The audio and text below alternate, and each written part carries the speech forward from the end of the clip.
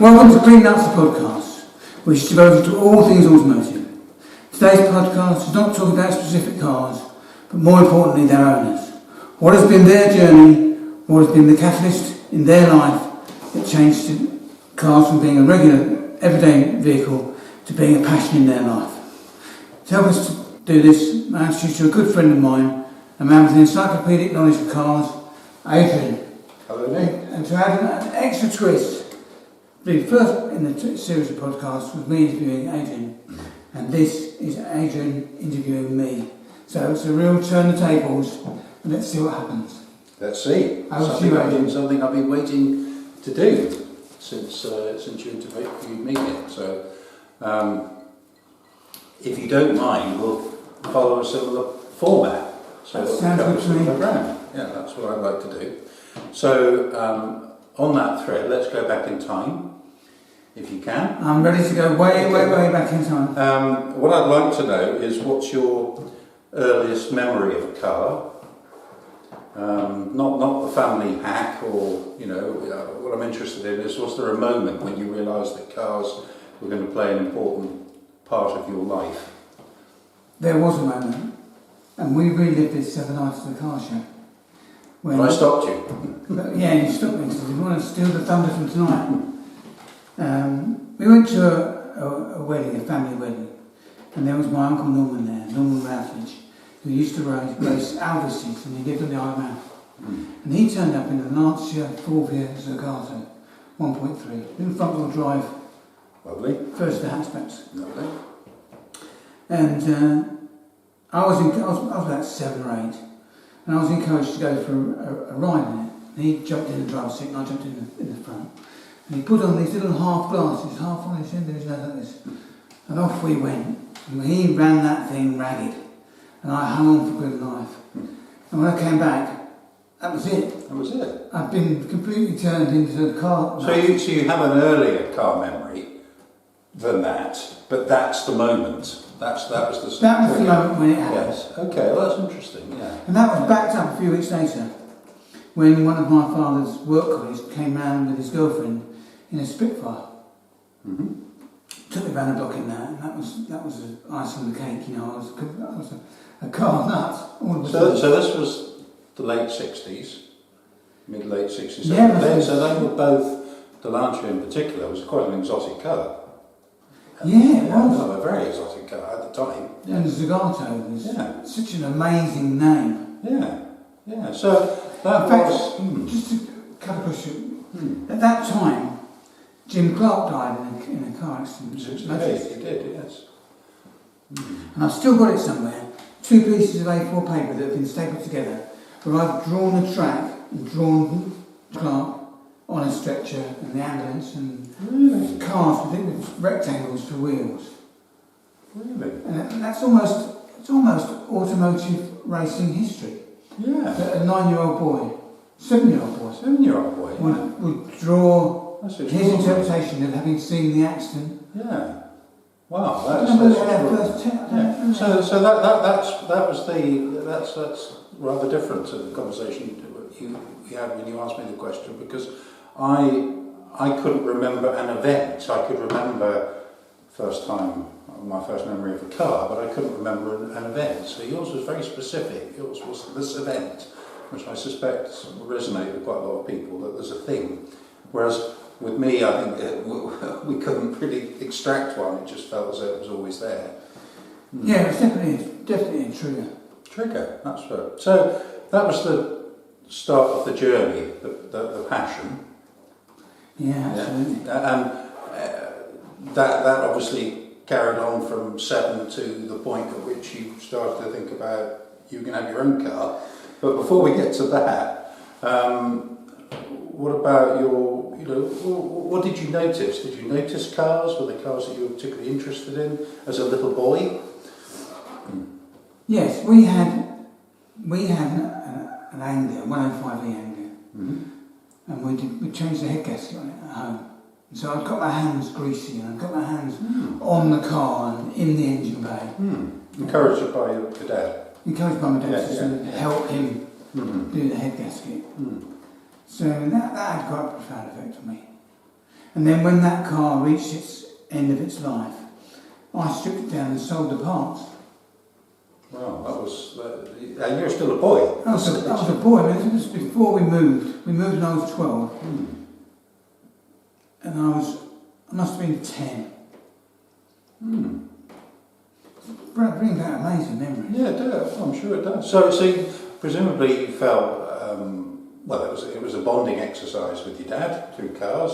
You know, he sounds like he was keeping the family car on the road. He was, yeah. I mean, he wasn't really interested in cars. No. He was an engineer and he could work on them. He had a training as an electric meter engineer. Okay. So he went back to people's houses and found that they'd hammered nails into the cable and short-circuited the meter and all that sort of malarkey. So he was an engineer. I don't know whether he really shared my passion for cars. I don't think he did.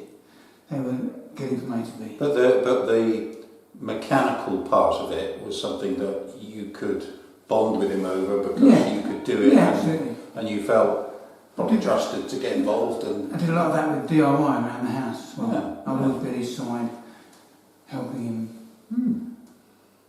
Very practical. Yeah, very practical.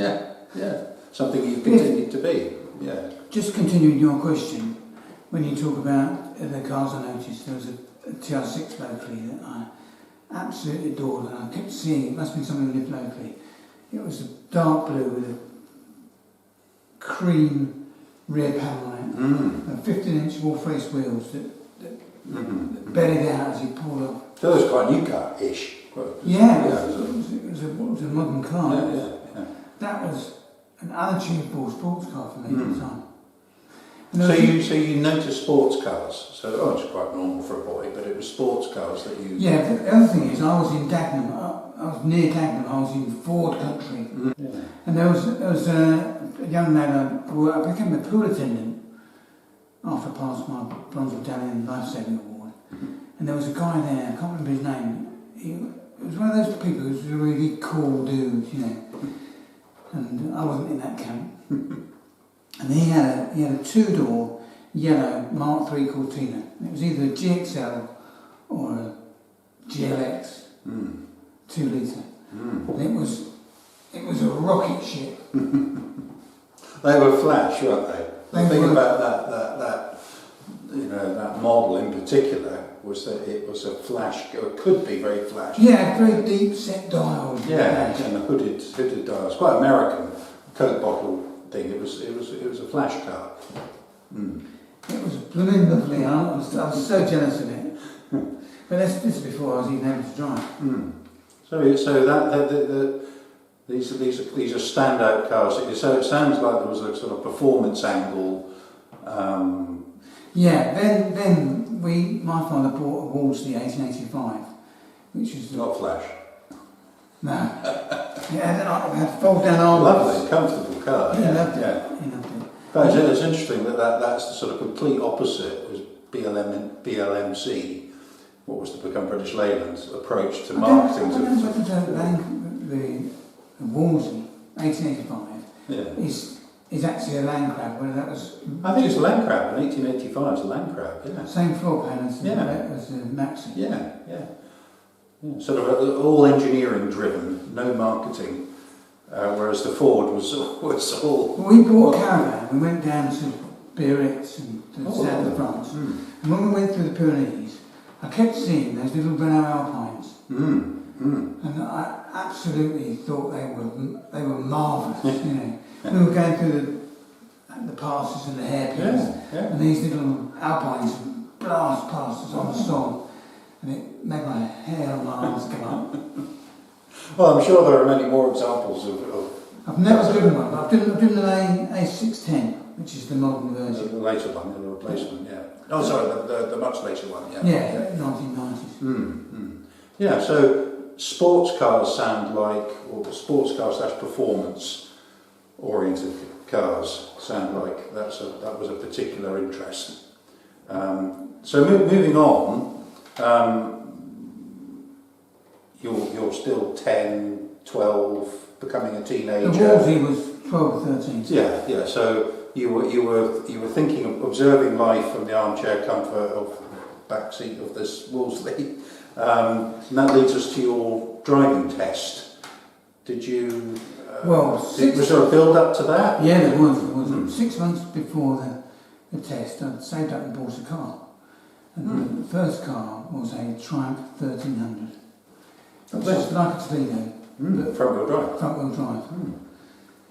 And I drove that in the drive, up and down, for months.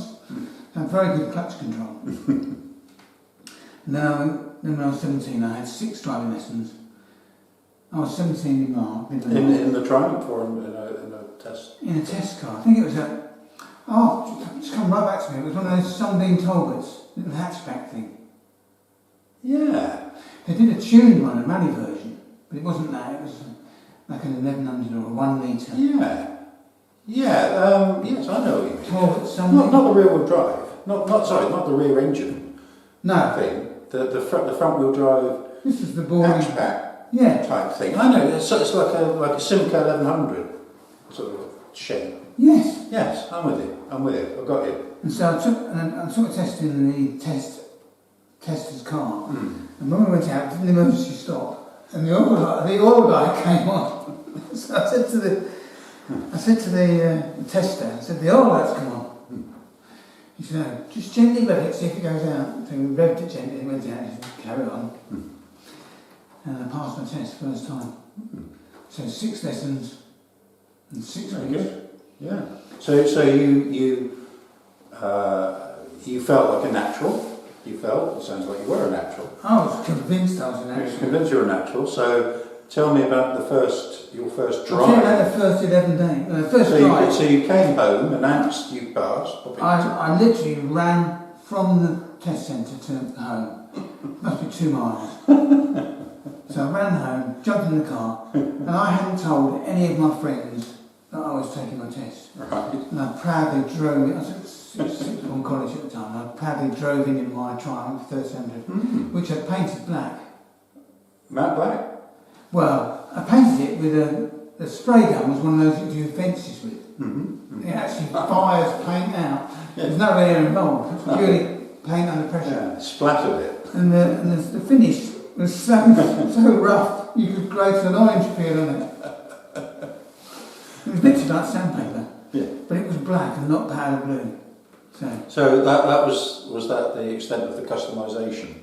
Oh no, I had tinted windows, mirror tint windows. Which you did yourself? Which I did myself. So you bought the tint from Exchange of Miles, I mean? Exchange of Miles. Yeah. Window tint, cut that. I had what I wanted the wheels to look like. I wanted the wheels to look like the alloys on a Sprint. Triumphs. Okay, because they had those very Sprint hubcaps, which was the front wheel drive hubs, didn't they? Yeah, they were very sort of stuck out. Yeah, I managed to find some plastic alloy wheel trims to put on. Where did you get those from? Got those from opposite, about 200 yards from where we lived was a motor factor's shop. Motor factors, right. That's another story about that. I'll tell you. And probably quite expensive, so you were spending all your money on... Yeah, I was working at the local news agent. Okay. I was the marker up. You put the number of the house on the wall. Then the boys came in and took them away. Anyway, the... Customisation of the car. So, 11 days later, bang, I've written it off. Oh. Was at the scene of the accident, peeling the mirror film off the windows, trying to make it look less like that had been the cause of the accident. Right. And So you had an inkling that was the cause of the accident, or somebody might think it was the cause of the accident? The police might think it's... Right. It was the police were attending. Okay. And I was shocked in by an observer who said, I saw him peeling the window tint off the window. Okay. Oh, were anybody else involved in the accident? The car was in. Another car, okay. Anyway, I got convicted of careless reckless driving. Oh. And failure to maintain windows in a clear condition. Okay. Which is an offence. Didn't know that was an offence, but we do now. Yeah. So you don't really have fond memories of much motoring in that car? No. That's not a good literally memory. 10 days. 11 days. That's not a good memory then. No. And so then I consulted Exchange in Mars and found another truck with a blown engine. So I kept... So what was the extent of the damage on the... Oh, both wings and the bonnet were over like this. Oh gosh, yeah, okay.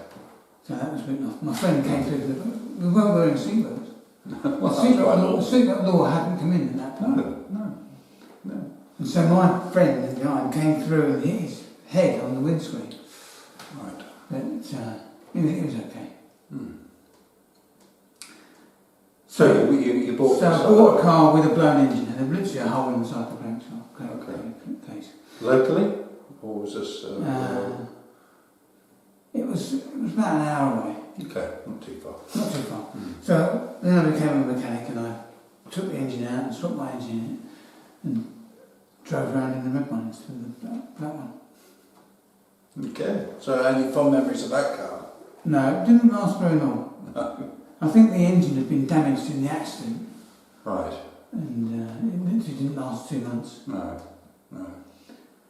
And So what next then? What was the process? So you realised that it's not going to last. Well, maintaining these cars, I've been hanging around scrapyards and people that had under the arches type shops where they did cars up and repaired cars. I've been hanging around those sort of places quite a lot with my friends, and we always used to spend a lot of time at the scrapyard.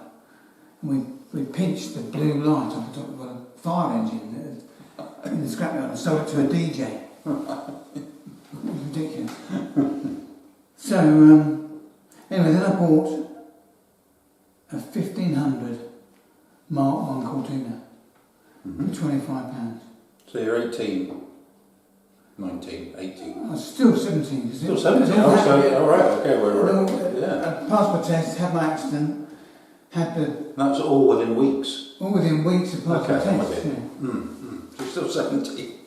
Still 17. Back to Exchange in Mark. So back to Exchange in Mark, I bought... what I did is I bought 2 Mark 1 Cortinas. One with a good body with a 1200 engine, one with a bad body and a 1500 engine. I'm just trying to understand the logistics of all this car buying and where they're all coming from.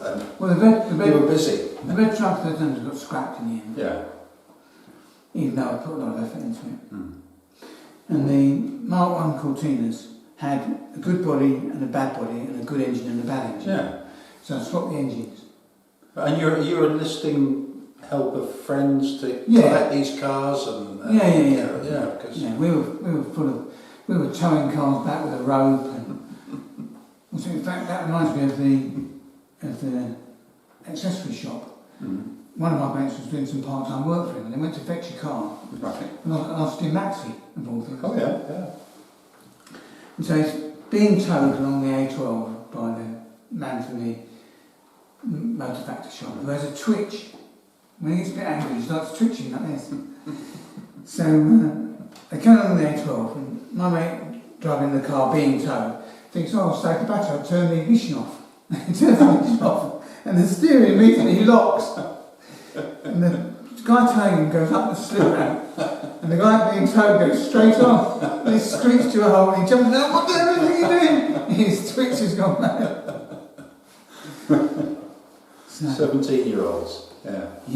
We used to tell I often wonder whether this sort of thing still goes on. It probably does, but maybe slightly different context. It must do. Yeah, because 17-year-olds aren't any different in terms of how their brains are wired. Absolutely not. So, you've now got these 2 Cortinas sitting on the drive? Well, yeah, on the drive. Are they happy about that? Oh no, they're disgusting. Right. So I quickly changed the engines. Quickly changed them. And get rid of the 1200 engine. In fact, what happened is we had the prop shaft still on the car. We had a rope from door handle to door handle holding the prop shaft off the ground. Right. And we were towing it to the scrapyard with the engine in the boot. Okay. 1200 engine was in the boot. And the rope kept snapping. because the prop shaft was spinning round and Cutting it. burning through the road. So we ended up dumping it inside the road. I just get out of the phone rings, it's police constable XYZ, you've dumped a car. So you did dump it, you got a call? Yeah, I dumped it and I got a call from the police. But had you intended to dump it, or were you just leaving it? No, we couldn't get it to the Okay. scrapyard. Right. We ran out of rope. So we took the chassis plates off. But anyway, they immediately found out who we were, somehow. Within hours. Interesting. They're brothers. They said, do you want us to get the scrapyard to come and collect it? And I said, yes. And that was the end of that, and that was over. Okay. That's your second squeak with the law. Yeah. And you're still 17. I had a lot of squeaks with the law. Okay, well, so you now have a fully functioning Mark 1 Cortina GT. So I put 5.5-inch Rostyle wheels on it. There's pressed steel. Nice, yeah. And 175 7013 tyres. Chunky. Which were, I mean, 170. Well, that was a big tyre. By today's standards, it's skinny. It's a bicycle tyre now. At the time, they were so wide. Yeah. And the car looked so good. And I put a lowering kit on the rear back axle to really put those longer U-bolts in a block. So were you trying to achieve a Lotus look? Yeah. Stance? Like a Lotus Cortina. Yeah, but it was red? No, this was dark green. Oh, dark green, sorry. Okay. And then I put 1500 GT front struts on it that I picked up from a scrapyard. So they had lower springs, so it was lower. And you obviously felt completely confident about doing all these things without any... Yeah. Then we found at the scrapyard there was a marina. And so I bought 2 seats out of the marina and fitted them in the Mark 1 Cortina. And they had a lever, so you go from flat, from sit up to flat on your back. Perfect for courting. And then... That's not part of this interview. Then the marina had a sunroof. The Wabassa sunroof. Okay. So I took the Wabassa sunroof out and you had to go and, when you went to the scrapyard, you had to go and take the parts out yourself. Yeah. So you cut around the roof. No, you removed it. I removed it. Yeah. Removed it out. Yeah, these were craftsman fitted sunroofs and you just chiseled it out, didn't you? And then I bought a nibbler which you put on an electric drill and cuts like a path. And I literally stood on the roof in the front garden and cut a 3 foot by 3'6" hole in the roof to the amazement of people walking past. Sure. And fitted the Wabassa sunroof. Successfully? Yeah, it was a little bit, the handle was a bit tighter than you would have liked to have had. You had to sort of lean it. It was too And then it went sting. It was under tension. So, you're very proud of this. So this has had a degree of customisation then? Yeah, and of course the major thing that you had to have with Mark 1 Cortina was the dials on the dash. There was a binnacle you could buy.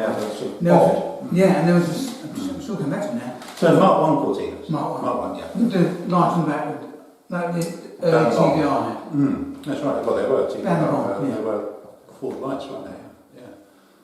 Yes, it had a centre console with an armrest and a remote for the gearbox. So that instead of being a long one, that's right, yes, yeah. You were click, click, click, click, click. Yeah. And you're doing all this yourself? Doing all this myself, yeah. So you obviously enjoyed that. You loved it, yeah. You enjoyed the working on them, and were they pristine? Did you keep them clean? My friend had a pristine one, and what we used to do was get a tape measure, and we used to hold it against the paintwork, and in the reflection, how far you could still read the... You mentioned that, I never heard that. Yeah. So my car would have a depth of shine of 1 inch, and Colin, whose cars were like glass, would have 12 inches of shine. And we literally measured the shine. So did you go out cruising together? Oh yeah. So actually they were quite...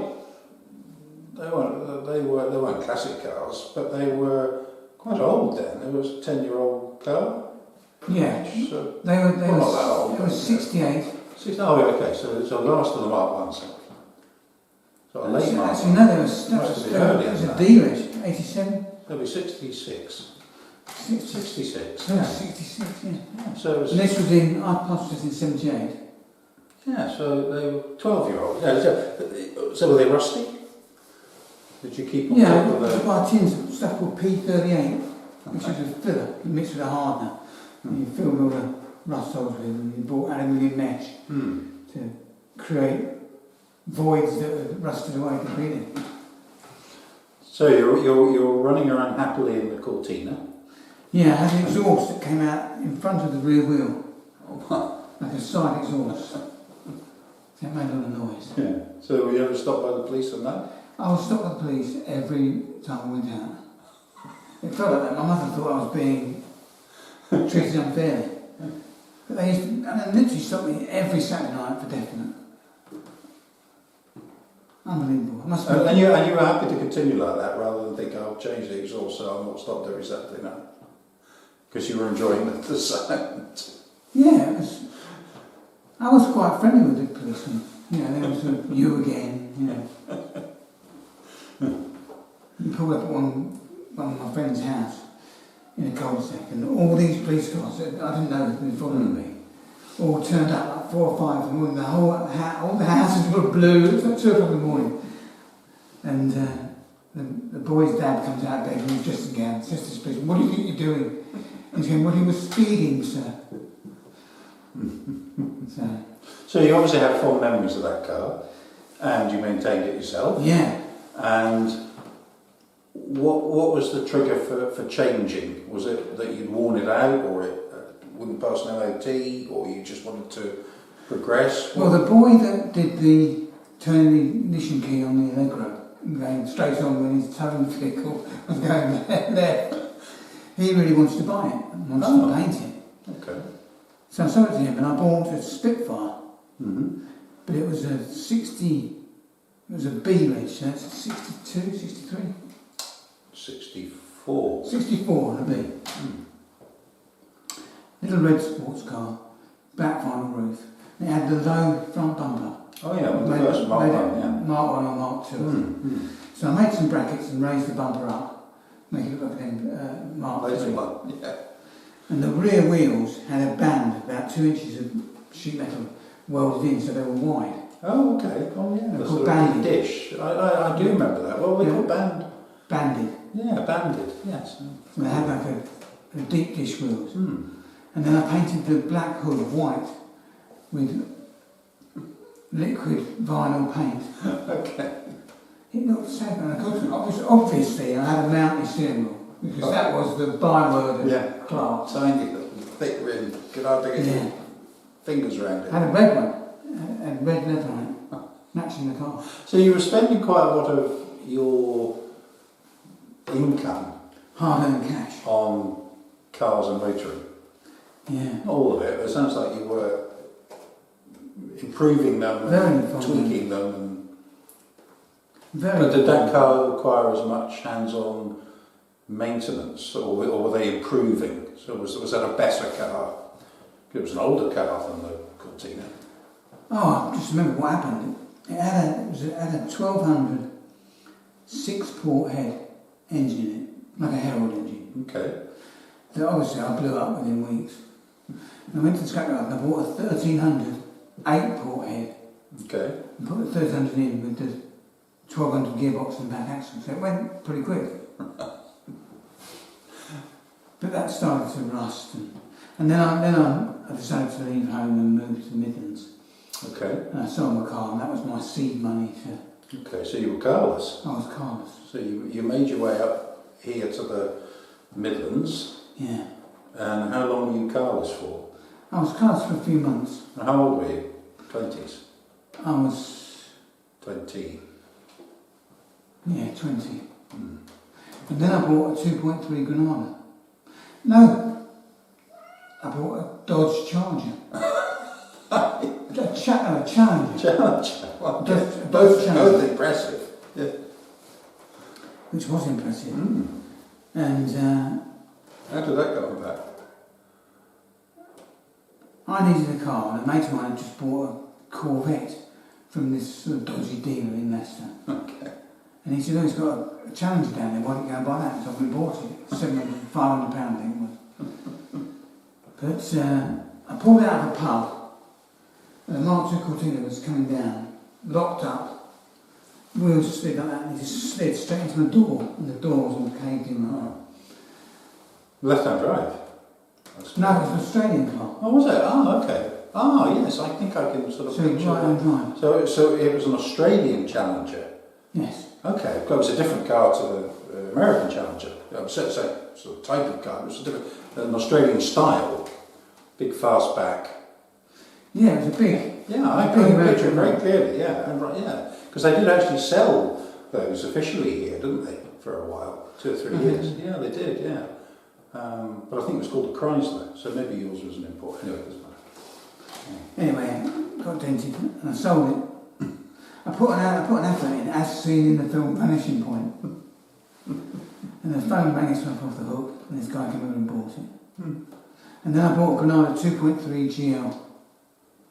And that was OLH253W, and it's still under the number. So that's a relatively new car. Yeah, it was But you were. That was quite a mature car for a young lad. Grown-up car. Yeah, grown-up car. Yeah. What happened is someone I was working with was going broke, and he had to sell it, and so I bought it. Okay. On the cheap. That was a very grown-up car. Well. Colour? Kingfisher blue, the light powder blue, velour upholstery. And the velour upholstery on the top of the back seat had been sun damaged. That's right, they did use the sun damage and break it up, didn't they? Yeah. But nice car. Sunroof? Yeah, it's a GL. GL, so Wasn't a gear? No, it was GL, so the sliding metal sunroof with a little handle. Yeah, lovely. Had a nice radio in it. In fact, it was a nice drive. I suppose you were cutting a dash in your mature Granada, and then what happened? I got involved in another accident in that. So what happened? I was at Rutland Water. Oh, I bought a windsurfer. Right. I put the windsurfer on the roof, and it was a one-piece mast. Okay. The mast stuck out about 6 foot out the front and about 4 foot out the back. Straight out to the girlfriend's house. Bosh! Straight to the garage window. You know, the garage wooden doors with the little square window. Bop! Straight through. Couldn't believe it. And then another thing to do with saying Rutland Water. I was at Rutland Water and I drove by Ranger's Land Rover, and just as I drove by, he opened his door and hit the rear arch of my car. Of course, gouged my car, but his door looked like a sandwich that had been folded up. But it was deemed his fault. Okay. Because if I'd driven into his door, it would have been my fault. Because he pushed his door into my car, it was his fault. Okay. Then I had it repaired. And then I got a job with a company car. Okay. Which was a 1.6 Sierra. Right. In Burgundy. Right. An L? An L. An 1.6 L. Yeah, okay. I'm trying to think if it had a sunroof, I don't think it did. Probably not, no, not if it was an early one. And then I had another one, a white one. And the white one had a handprint in the paint. You know, Brand new. Brand new. Brand new. And a handprint like that. Yeah. Somebody you just saw it in the right light, you could see there was a hand. I drove back. Like a ghost. Yeah, like a ghost. Yeah. I drove back for another year and a half. So, whilst you had these company cars, you didn't have your own special car or whatever. No. You used and abused the company cars. I bought a motorbike at that point. This was the start of the motorbike. Yeah, it was a C90. Okay. But I just drove it on L plates and messed around with it, and then the battery went flat, and in the end I sold it. I started with the boat. Was that the little thing with the little fairing? Yeah. Yeah, I know. Most popular motorbike in the world. Yeah, in the world, yes, yeah. So that, I had a dalliance with that.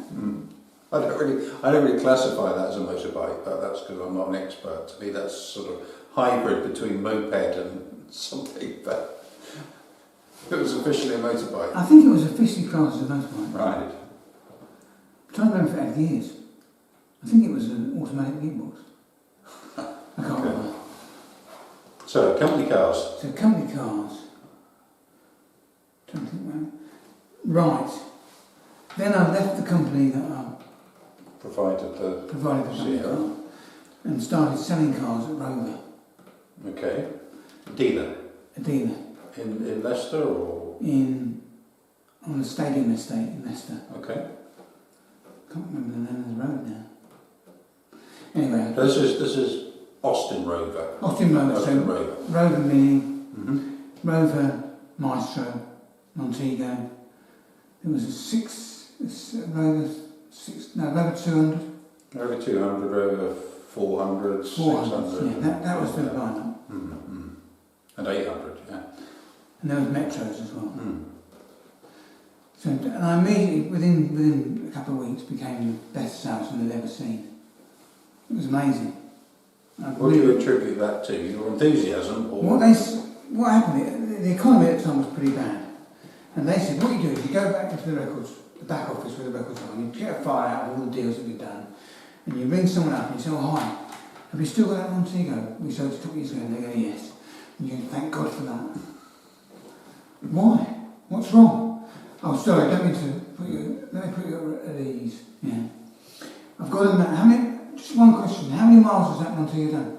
Oh, I don't do many miles, only about 35,000. That's fantastic news. Why? What's the problem? Oh, sorry, I'll tell you. We've got a customer who's looking for a 35,000 mile white Montego. And we can't find him one. And I'm in a position to give you a very good price for your car. And don't worry, I'll sell you a new car so you don't have to walk home. Well, this worked so well. And you came up with a strategy yourself? No, but so other salesmen had been trying it. They weren't any good at it. and they didn't. I mean, I worked hard. I hit the sales books really hard, you know. And so my desk had a queue of people waiting. Everyone else was walking around, nothing to do. And they would say to someone in the queue, "Can I help you? Nick's busy." And I said, "No, I'm waiting to see Nick. He's got a very special deal for me." It was amazing. And how long did you do that for? How long until you'd exhausted the... It took me about a month to get the silver trophy off the best salesman's desk and then it on my desk. Which had me best salesman. So I got that within a month. Then did that entitle you to more interesting company cars? Yeah, you got at one point you had a Rover Metro rather than a Austin Metro. Okay. It's a company car. They were good, they drove nice. Was this the time of MG? Were MG Metros or was this after that? This was the time of MG Metros. Yeah. Well, I don't think they were an MG dealer. Anyway, so the sales manager that was my sales manager at Rover dealership, and I was this new hero. No one had seen anything like it. In So fact, how old were you at this point? You're in your mid-20s? Mid-20s. They invited the board of Inchcape down to listen to me on the phone. It was working so well. It was amazing. Anyway, so the sales manager led to go to BMW and rang me up a week later when you start in here, you know, Okay. you're coming to BMW. And they In Leicester? In Nottingham. Nottingham, okay.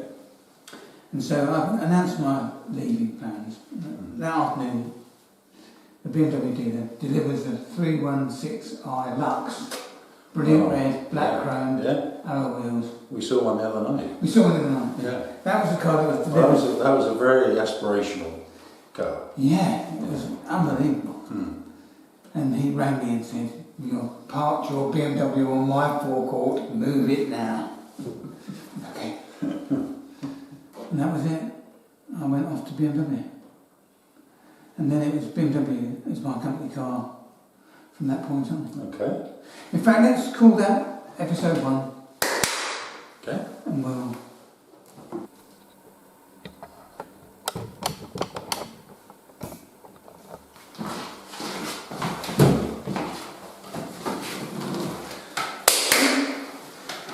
So, you were living the dream in your 20s, mid-20s, BMWs, which were just about the most aspirational car at the time, Yeah. certainly for that age group.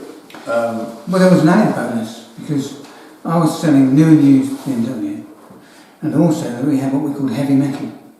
So we had a whole floor of the building was on several floors, and a whole floor of 911s, Aston Martins, Lamborghinis, and Countachs. We had a lot of big heavy Mercs, Bentleys, Rolls Royce. So I was getting experience of, I've driven more exotic cars than anyone I've ever met. In your 20s? In my 20s. Yeah. And so your responsibility in sales was also to sell the heavy metal, or did you just borrow them when you fancied it? If you think of it as 4 categories of stuff for sale, we've got the cat here. Let me stare out. Start that again in a second. We've got the cat. That's recording.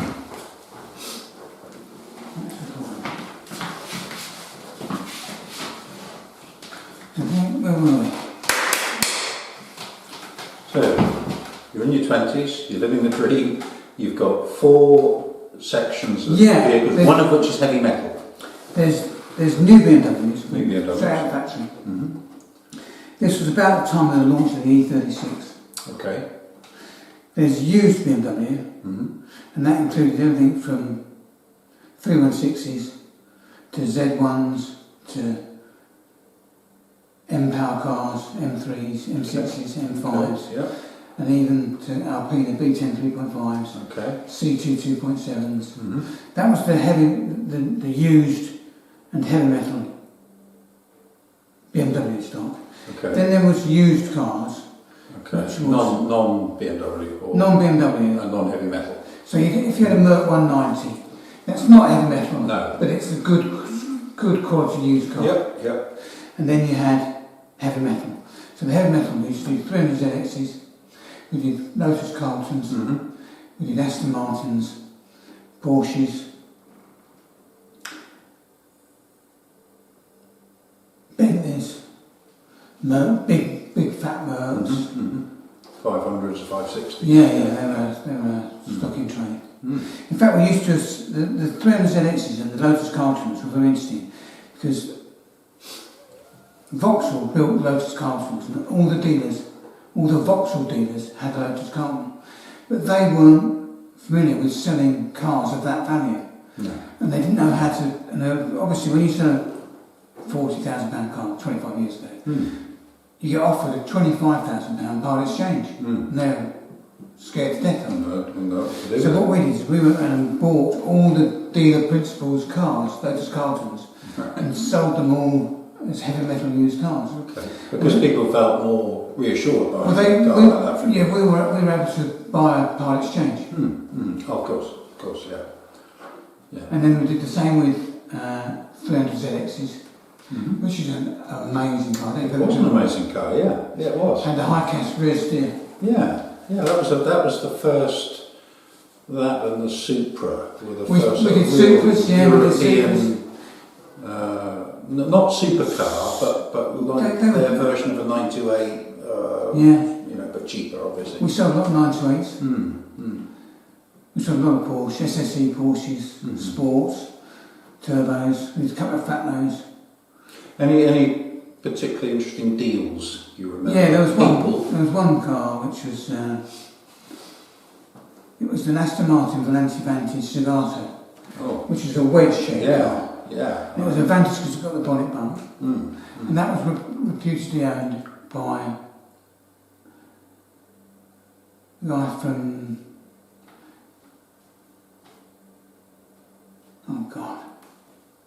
Phil Collins. Okay. Reputedly owned by Phil Collins. Okay. And then there was we bought a Rolls Royce convertible, and you have you'll know this. You have a top roll, knee roll. So white car. And you could specify the colour of the knee roll. Yeah. White car, white top roll, white knee roll, white seats, gold piping, gold door handles, gold spirit of ecstasy, convertible. And we went out in the car in Nottingham, and put up at the lights, and there's With this, the roof down. with the roof down, there's a group of lads next to us at the car, their music going in, and look over and they go, "You are representative." And then, off we go. It was an amazing journey. I sold a Rosso Corsa with red floor mats and magnolia seats. And that is an eyeful of a car. And the guy says to me, "Come down this road, you'll see a little pair of gates, then there's a bridge, and you drive down this long drive and eventually come to my house." So I'm in this Testarossa and I go down, see this, I'm at the dedicated non-lesson village, and I see a pair of gates and a bridge. So I go through them, over the bridge, down this thing, and I hit this. I get to this bungalow with a PRR and all these lights come on. And the name doesn't match the name of the house. I bet it's next door neighbour's house. In a Testarossa. Backing and trying to get it. In fact, I saw a 348 at Naylor Hall the other day. Right. And I got stopped. I was out on test driving a 348 where Hooters was in. Oh yeah, I know, yeah. In Nottingham, yeah. And it had a bit of a battery issue and we stuttered to a halt. 4 o'clock on a Friday afternoon. And the traffic jam in Nottingham went ballistic, all because of us. And every van driver that came down and shouted out. It was a TS, you know, with the tile roof at Dalf. And he would lean in and would swear at us and then drive off. And it was relentless.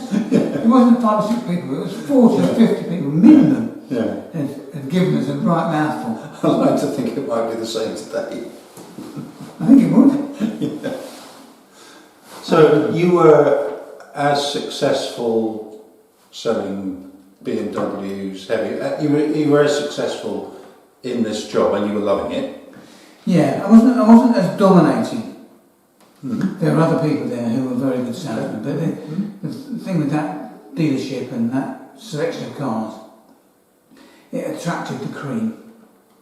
And good commission, presumably. It was I was earning good money for the time. Yeah. But it was hard work, it was 7 days a week? It was 6 days a week, but it always included either a Saturday or a Sunday. Yeah, so it was quite a... That is punishing, punishing life to be earning good. I mean, you were earning the money because you were working the hours, putting the hours in to achieve it. I think particularly Sunday I felt I was having my life stolen from me. And how long did you do that for? How long were you there? Well, I joined there, it was about 3 years. And then the ALPINA job came up. At the same branch? Yeah, the dealership was the UK importer for ALPINA. Okay. And it had gone, when you're marketing high value products, you need the economy to be in good shape, you need the exchange rate to be in good shape, and you need your product range to be interesting and sellable. Okay. And what happened is, when I took over ALPINA in '94, right, and the economy was rubbish. Yeah. Well, the exchange rate was just in Deutschmarks. The exchange rate wasn't good, and the product range wasn't very good. But all of those things changed quite a bit. This, Nick, is after, because there was a time, if I remember rightly, I mean you will know, where Nottingham was the branch that actually carried out the conversions. They were authorised to construct to an ALPINA specification. But later on, you were taking in fully, certainly in the 90s, fully formed cars. When I ran ALPINA, any used ALPINAs, the CT 2.7s, B10 3.5s, E30, E28s. Yeah, E28s, yeah. They were all cars that were ordered as a special spec from BMW GB, arrived with a special spec, and then had the engines changed. And in Nottingham? Yeah, the suspensions changed in Nottingham, and they were produced as ALPINAs. Okay. And then when I took over, they just started building the cars in Germany and selling them in addition to our BMW stock. as extra cars and BMW ALPINA. Okay. The lineup we had at the time was a 3 litre 3 Series. That was all we had. Mm-hmm. And that was it? That was the core one? Yeah, coupe, convertible and Ford. And a huge premium over... Yeah, they were massive. Massively expensive. Twice the price? Or Almost, yeah. Almost, yeah. Mm. And then, so what I did is I allocated a B3 as my company demonstrator, obviously. Good decision. Great decision. And then I set about marketing them and selling them. So I contacted Autocar, contacted the performance car,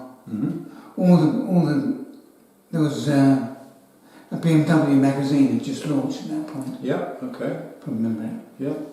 Anyway, so contacted all them, got them to feature the BMW ALPINA with the narrative that we wanted, which was they were manufactured as BMW ALPINA. They weren't any longer a conversion. Okay. Yeah, and I remember that period. I remember when their profile increased, and you were obviously a key part of that. Absolutely, yeah. Profile. Yeah, a big part. Yeah. And they became, you're right, they became seen as exotic. Yeah, what we did, we were setting ourselves against Schnitzer, which were a tuning company. Yep. And the fellows at ALPINA were also saying Schnitzer, it was Norman Harker. They're tuning companies. We, ALPINA, are a manufacturer. Okay, that's interesting. And we manufacture a BMW ALPINA. Yeah, because prior to that, you would have put ALPINA and Hartke and Schnitzer in the same sort of category. We still might think ALPINA a bit further up, but they were converters. The difference between Hartke, Schnitzer and ALPINA was that ALPINA had a close relationship with the factory. The other two didn't. Right, okay. And the owner of ALPINA, Burkhard Bogensiepen, was an industry colonel. He was a very important person within the German motor industry. In fact, when BMW bought Rolls Royce, and did they buy Rover at the same time? I don't know which came first. I think Rover was first. I think they bought Rover, and then.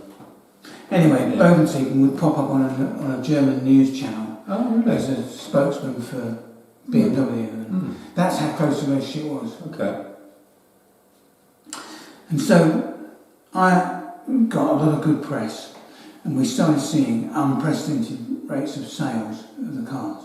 Okay, and Nottingham was the only place where you could buy them? Or? Yeah, although as Nottingham sprouted other dealerships, they became BMW ALPINA dealerships as well. Okay. And we had a relationship with John Clark in Scotland. Okay.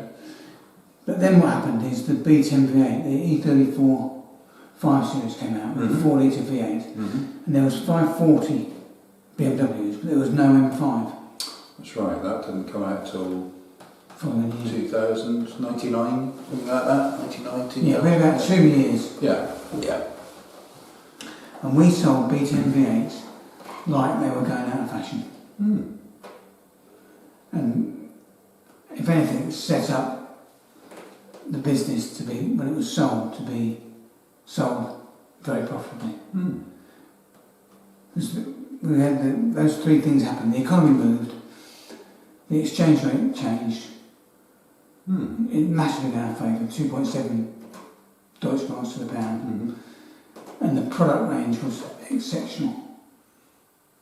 Yeah, I remember that period, particularly when the M5 came out. It didn't blow away the ALPINA. In fact, all the tests used to say, well, they're two very different cars. Well, that's the narrative I've been... Yeah, very different. And actually, one of the key things being, well, the ALPINA could be automatic. And, a lot of people in that price category wanted automatic, wasn't it? The SMG gearboxes of the M5s and the M3s hadn't been developed at that point. No. But we had Tiptronic that's operating gearboxes with buttons on the steering wheel. We had those from 93, 94. So did the M5, it must have taken some sales from ALPINA, but ALPINA had already become, I'd say, a level beyond an M5. It was exotic. We used to say, when people used to say all the time, what's the difference between a BMW M-Power car and an Alpina? And the answer was, it's the same meal, cooked at a different restaurant. It has a different flavour. It delivers the power in a different profile. You don't have the hard-edged, high RPM, multi-valve. More comfortable suspension. Yeah. And naturally, we were doing leather knee rolls, leather top rolls. Yeah.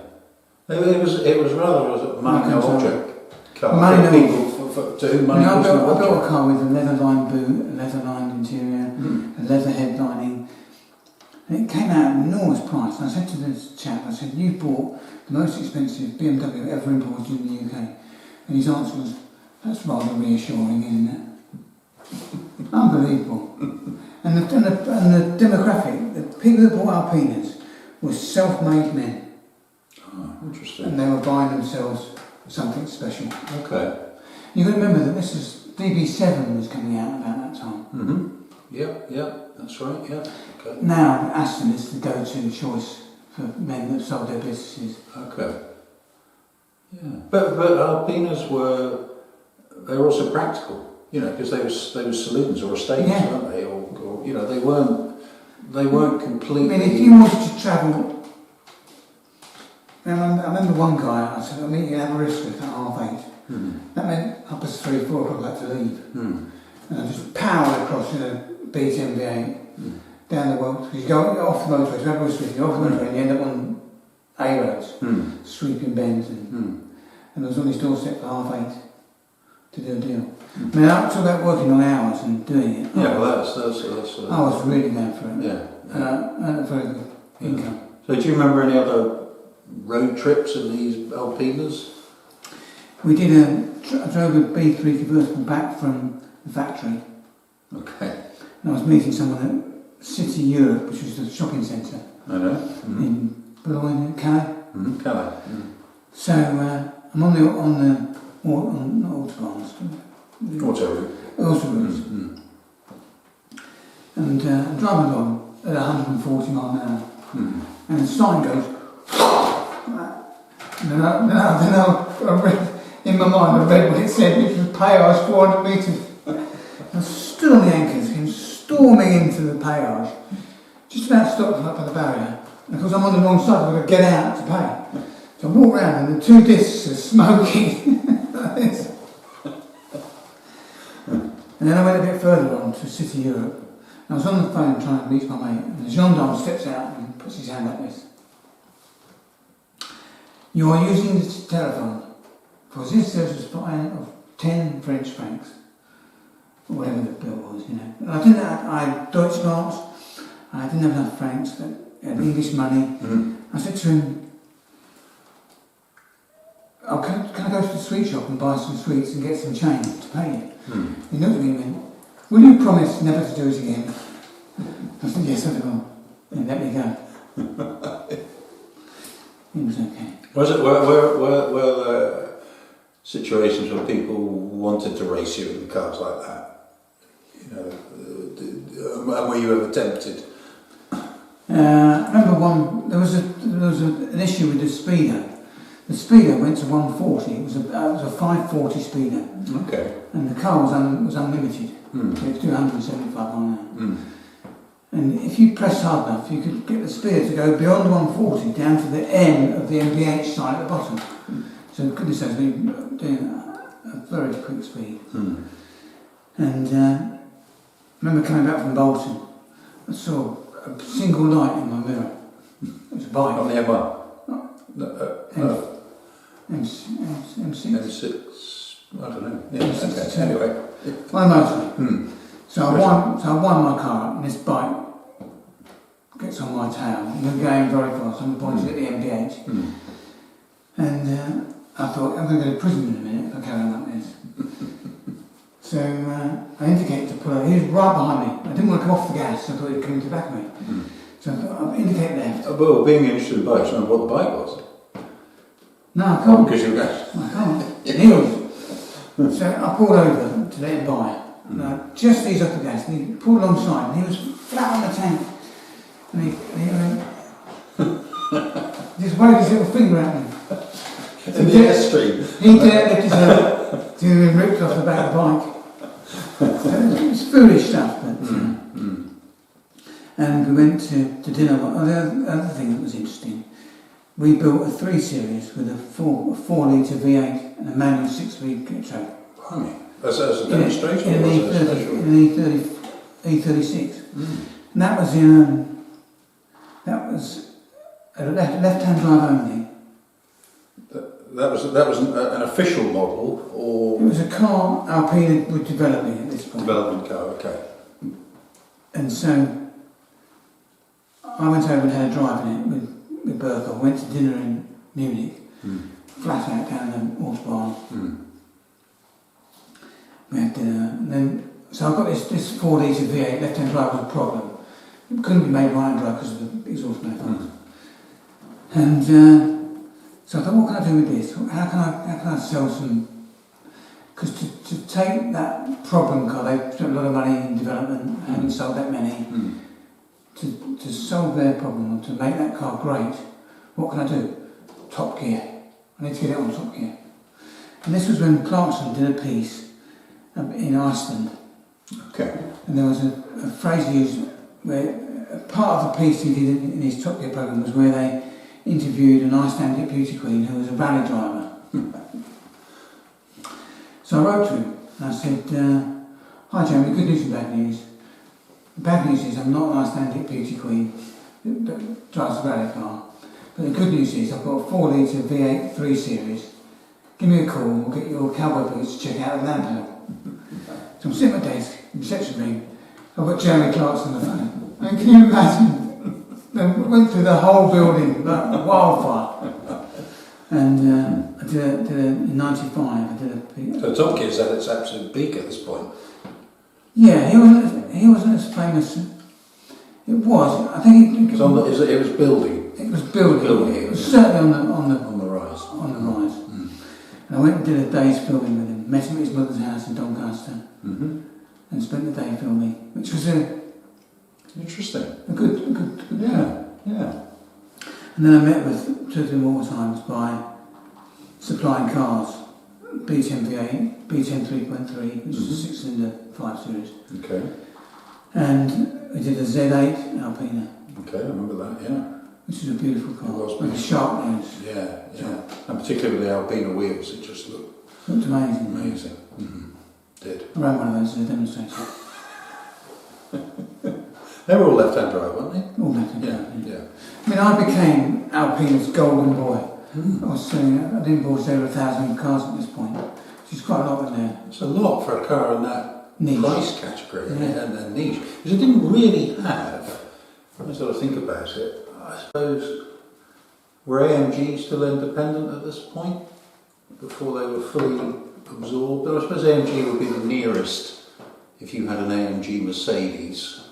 There was certainly no Audi equivalent at that time, or anything else. See, I think there was a Quattro Audi hatchback that just launched, S2. Oh yeah, the Porsche developed estate, Avant. Yeah. That was the hottest car that Audi had. It was. We were selling those as used cars. I have actually driven one of those, Nick. I've just remembered. And I felt they were very rubbery. So did I. I was just about to say lifeless, not in performance, but in feel. I thought it was very artificial feeling. There's some surprising cars with my experience and knowledge of cars. Celica GT4. Drive that in the wet. It's unbelievable. Never driven one. You can point and shoot with it. It will go in any corner at any speed and just scratch its way around it. Unbelievable. Same as a 4-wheel drive Sapphire Cosworth. That you can put into any corner. Yeah, wet, fabulous car. That was a fabulous car, yeah. The Toad Celica was a thirstiest beast. Giant turbo, wasn't it? Drag fuel. Yeah. And you were talking earlier about Supras. With that very smooth. The first Supra was an angular job, wasn't it? Yeah, it was, yeah. Then they built a curvy one. Yeah. It was quite a stunning car. They always came in part exchange with thin tyres, nearly worn out tyres. And if you could put it in a ditch like that. Very, very tight. I know, you never see them now when they're not extremely modified. You know, they've all got huge exhausts on them. Yeah, that's a whole genre, isn't it? Yes, yeah. But I think as a standard car, it's actually quite an elegant. It's a good GT. car. A pretty car. Good car. They just all seem to have been attended to. Yeah. We bought an F40 of Alan Pross and got him to sign the roof and then lacquered over it. Did you drive it? No, I sat in it. Yeah. I've done a Boxer. What do you think of that? Yeah. Very tall profile tyres. Yeah. You could feel it sliding around. Yeah. They always had a reputation. I never driven one, but because the centre of gravity was quite high, because the engine was above the gearbox, and you really want a car like that where everything to be quite low down, don't you? And they had a reputation of being a bit twitchy, a bit of a handful. Yeah. Yeah, we put it back before we broke it. We used to do what we called the Hockley run. Hockley was the district of Nottingham, where there was a lot of skirt and there was a lot of buildings. So if a Lambo arrived, we'd go, Hockley run, anyone? So off we'd go. We'd drive to Hockley, literally stop at the zebra crossing and whopping. And then in the exit. People still do that in Lamborghinis. Yeah, it's addictive. So of that, let's call it heavy metal, and take ALPINA out of the equation because you were very wedded to ALPINA. Yeah. What was the absolute memorable pinnacle machine where you just thought this is it, you know, this is. Well, 911 turbos. Okay. And the lesser SSE, which is a sport body, looks like a turbo but isn't. Okay. Those I thought were fantastic. Okay. To drive and everything. To drive, and quality and yeah. drive, yeah. But Lotus Cartles, they were an amazing car. They were a power. Sold them to an undertaker in Sutton. What else was there? Aston, I drove I can't remember if I sold it or not, a Lagonda. Okay. Yeah, the one with the digital dash. The wedge, yeah. The wedge. William Towns. I mean, that, when you drive a Lagonda through a Mansfield type village, people literally stop and their hand goes up, it's like the wave. I don't know why they're waving. It's like a spaceship to ride. There was countless cars. It sounds like it. It sounds like you probably can't even count them all. You can't recount them all because there were so many. But the ones that stood out were the 911 turbos. You would say that was a. That's a punchy car. Sort of. Okay, yeah. And at this point, I'm going to jump ahead. I'm just interested to explore. Was your interest in new cars or classic cars? Because you didn't have your own car at this point. You were running very exotic company cars. Well, no. By that time, I'd started to invest in cars on my own. Okay. As well. So I had. Trying to think of the first car that I had that was It was yours? It was mine. Yeah. It was either a Stag or a TR6. Okay. I think it was a TR6. And did you have a... Because I'd always wanted one, and that blue one. Well, I was just going to relate it back to that. So you had some relationship with Triumph, obviously. Triumph, because you remember your 1300, your first car. I've missed a car. No, I talked about Spitfire, didn't I? Spitfire. So you had some sort of affinity with Triumph. So when it came to you spending some of your hard-earned cash on a toy, let's call it a toy, I don't know what you... A hobby car. A hobby car, that's better to say, yeah. Stag and TR6 came to the fore. Yeah, the TR6 I bought, had been in the garage for 10 years. Needed a head gasket. I got a local company to do that. So that was the first one. And do you remember that purchase? Do you remember the... I remember it arriving on the back of a truck, being so beside myself with excitement. But you'd already seen it? I'd already seen it. You'd already seen it, yeah, okay. And I had it repaired. And then I bought... Stag. I bought a Stag. Then... I bought You were selling one and buying another, or were you keeping them together? I had two. I had a double garage, so I had two cars. Okay. And then I bought trying to think if there's anything. I bought a Chimera, a 4-litre Chimera. Okay. Yeah. Had an MGB, had a Honda chopper, hardtail chopper motorbike. Okay. Then I bought the D-Type, Okay. which is a replica. Mm-hmm. It had a 4.2, three triple revers, Mm-hmm. absolute. And how did you come? Is that something you'd always wanted, or did you seek these cars out, or do you stumble upon them and just say, "Oh, I've got to have that," or No, are you looking for one? I remember it was in Dorset. I was looking on Auto Trader had become digitised. Okay, So we're in the early 2000s-ish, mid 2000s. Yeah, eBay hadn't really got rolling. That was sort of early 2000s, wasn't it? Yeah. Yeah, it was beginning to get rolling. Yeah. It might have been eBay. It was either Auto Trader or eBay. Yeah. Digitised version. Mm-hmm. I was looking through Jaguars and there was this D-Type replica D-Type, Le Mans Motor Company. Mm. And it was sitting very high on its wheels and didn't look right. Mm-hmm. So I went down to see it very early one morning. It was one of my famous early starts, and got to Dorset for 7:30. Then On your own? On my own. Went for a meeting in London later that same day. Anyway, agreed to buy, paid 12 grand for it, which was a lot of money at the time. Yeah. And got it home, but it sat all too high on it. Stood up on it. I know exactly what you mean. It wasn't. Yes, the stance wasn't right. The stance wasn't No. right. Mm. So I took it to Ian Nuttall, Mm. who used to run HRG race cars. Did he? Okay. I mean, he's a serious player in the chassis world. Yeah.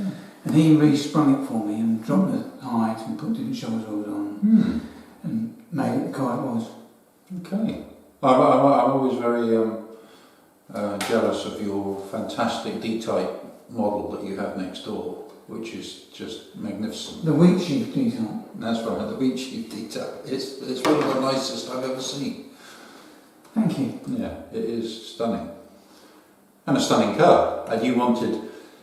did you have in your mind what you wanted to do with the D-Type? Yeah, I wanted to drive it more. Okay. And It was so part of a plan then, you had a plan. it was part of the plan. Mm-hmm. At the time, around that time I left ALPINA. Okay. ALPINA had run its course. Mm-hmm. What happened to about the economy, the exchange rate and the product range? The product range was no good, all we had was Z4. Mm-hmm. And Oh, of course, yeah, just the Z4, is that right? never sold well. No, that didn't fit the ALPINA model to me. But Well, what they've done is they've put an E36 6-cylinder ALPINA engine in the Z4. It never worked well. No. The exchange rate had gone to pot because we joined the euro had been born, Mm-hmm. and our economy was for some reason not firing on 12 cylinders. Mm-hmm. So anyway, I left ALPINA and concentrated on my personal business interests. Mm-hmm. But I had this D-Type, and in fact I bought the P4 by that time as well. Did you? So the TR6 and the Stag had gone. They'd gone. Double garage was your limiting factor. Yeah. Then I had a yard. I had some gates inside of the house. There was a yard. I put 4 or 5 cars. And so I wanted to drive the D-Type at Le Mans, but I wasn't prepared to drive it there. I didn't feel confident in it. Okay. So I bought a trailer. Mm-hmm. And when you buy a trailer, my goodness, the world's your oyster. You can go and buy anything. And you... I might remember never to do that. Yeah, never buy a trailer. So I started buying... I started running some adverts in the local paper, wanted classic car project for winter. I think what happened is I bought one MGB for, let's say, £400. And I got it MOT'd and sold it for £2 grand. I spent... And you were doing that yourself, because you had those practical skills that never left you. Yeah, I spent £300 on parts, you know. It was like, oh, this is easy money, you know, I'm going to do this again and again and again. And you were enjoying it. So that's exactly what I did. And I was buying projects. What a lot of people do with classic cars, so they put it in the garage, the battery goes flat, the brakes seize, and before they know it, it's 20 years later. And so I would drag them out, winch them onto the trailer, get them running. They would also come with a whole load of parts that they'd bought and never fitted. So I was selling all those separately, selling the cars on ongoing projects with delivery to the new man. And I did dozens and dozens and dozens of them. Just from these adverts? Just from the wanted adverts. I was buying 4 or 5 a week. It was... Where were you keeping them all? Well, the yard very quickly filled up. And it was just you doing the hands-on stuff, wasn't it? Yeah. Yeah. Okay. Yeah, I was busy. And so then I rented a barn, an old barn. You could get probably about 8 cars in there. That's not the one I've been to. It's actually opposite the one you've been to. Okay. Where I am now was an old barn that had fallen down. Okay. And they built a new barn and I ended up in there. So, yeah, I bought every car I was offered I tried to buy. So that was Land Rovers, a lot of MGBs, a lot of midgets, a lot of Spitfires, GT6, Stags. So the advert said an interesting car or a classic car? Wanted classic car. Winter project. Okay, classic car, okay. Or, no, change the act. In November it was a winter project, in the spring it was summer project, spring project, summer project, autumn project. And I was...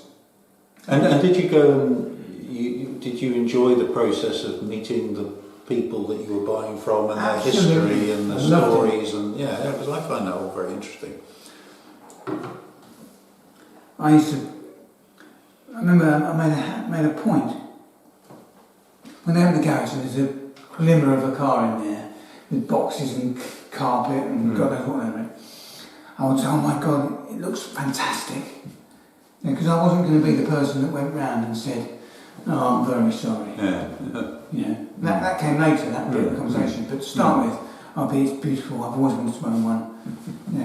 What do I have to do to buy this from you? And so I probably did it. And I was full of it, because that was their baby, and it had been for 20 years, or 10 years.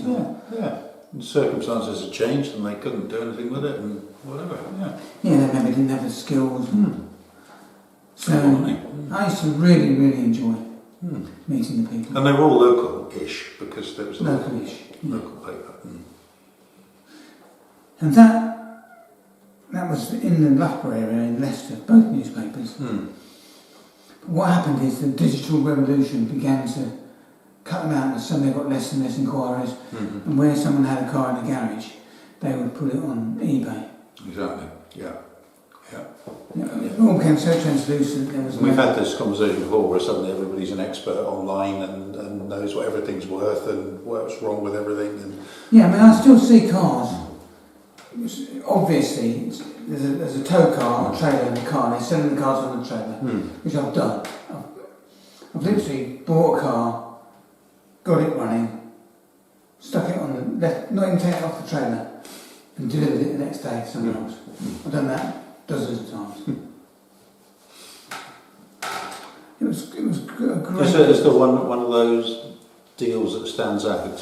Is there a car that you think, you shouldn't have let that go, or wish I'd kept that? Well, because you're running it was an enthusiast business. The D-Type and the they were P4 replica were in a different league.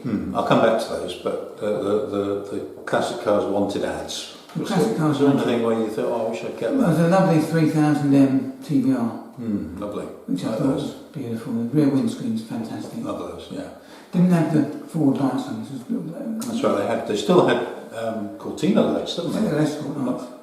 Just Escort lights. Escort. Yeah. Okay. I think so. Maybe it might be. I think they were called Tina. Maybe called Tina. I think they were called Tina Mark II. Anyway, I love those. I really do like those. Yeah.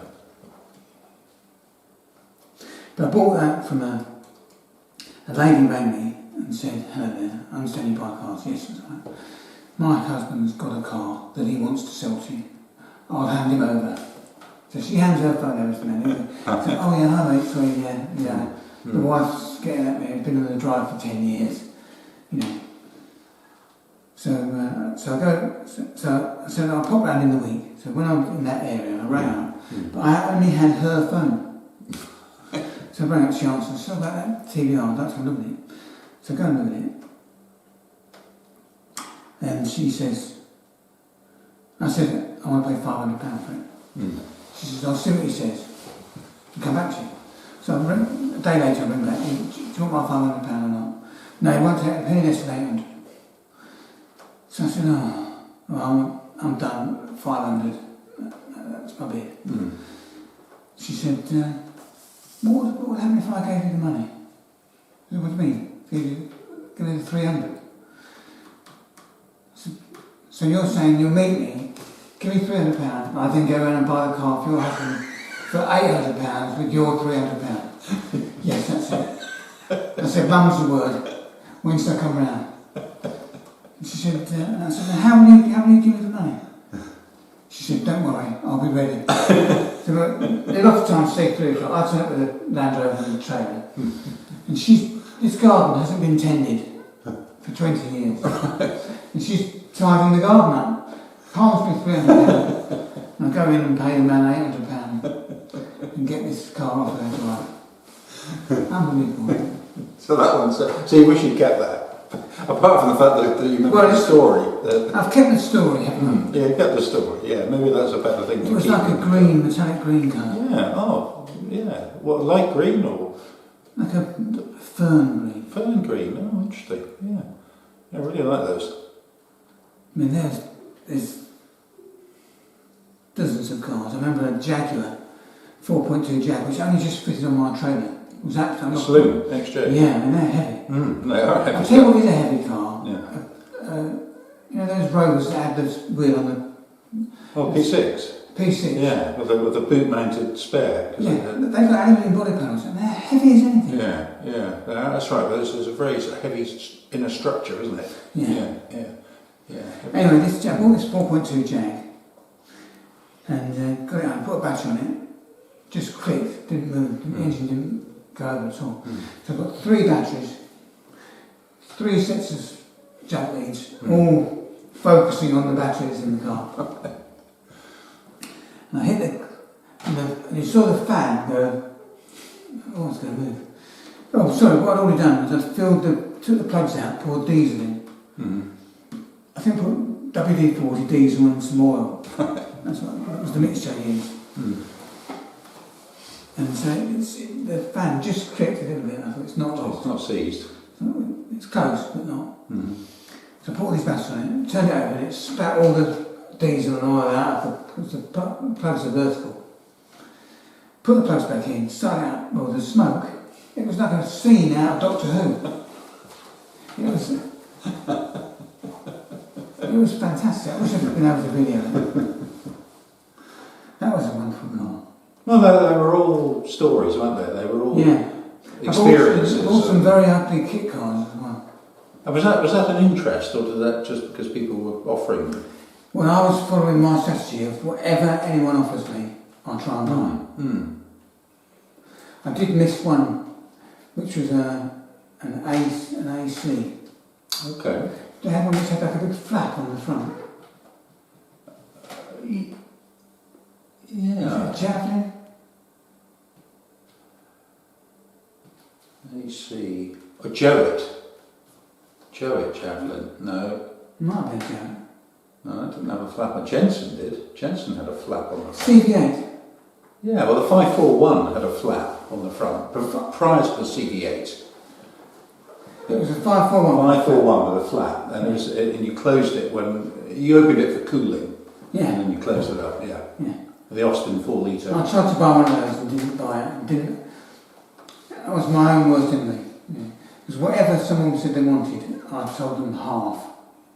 Did you? That So was your... If they said they wanted £1,000, I was at 500. With the intention you might meet in the middle?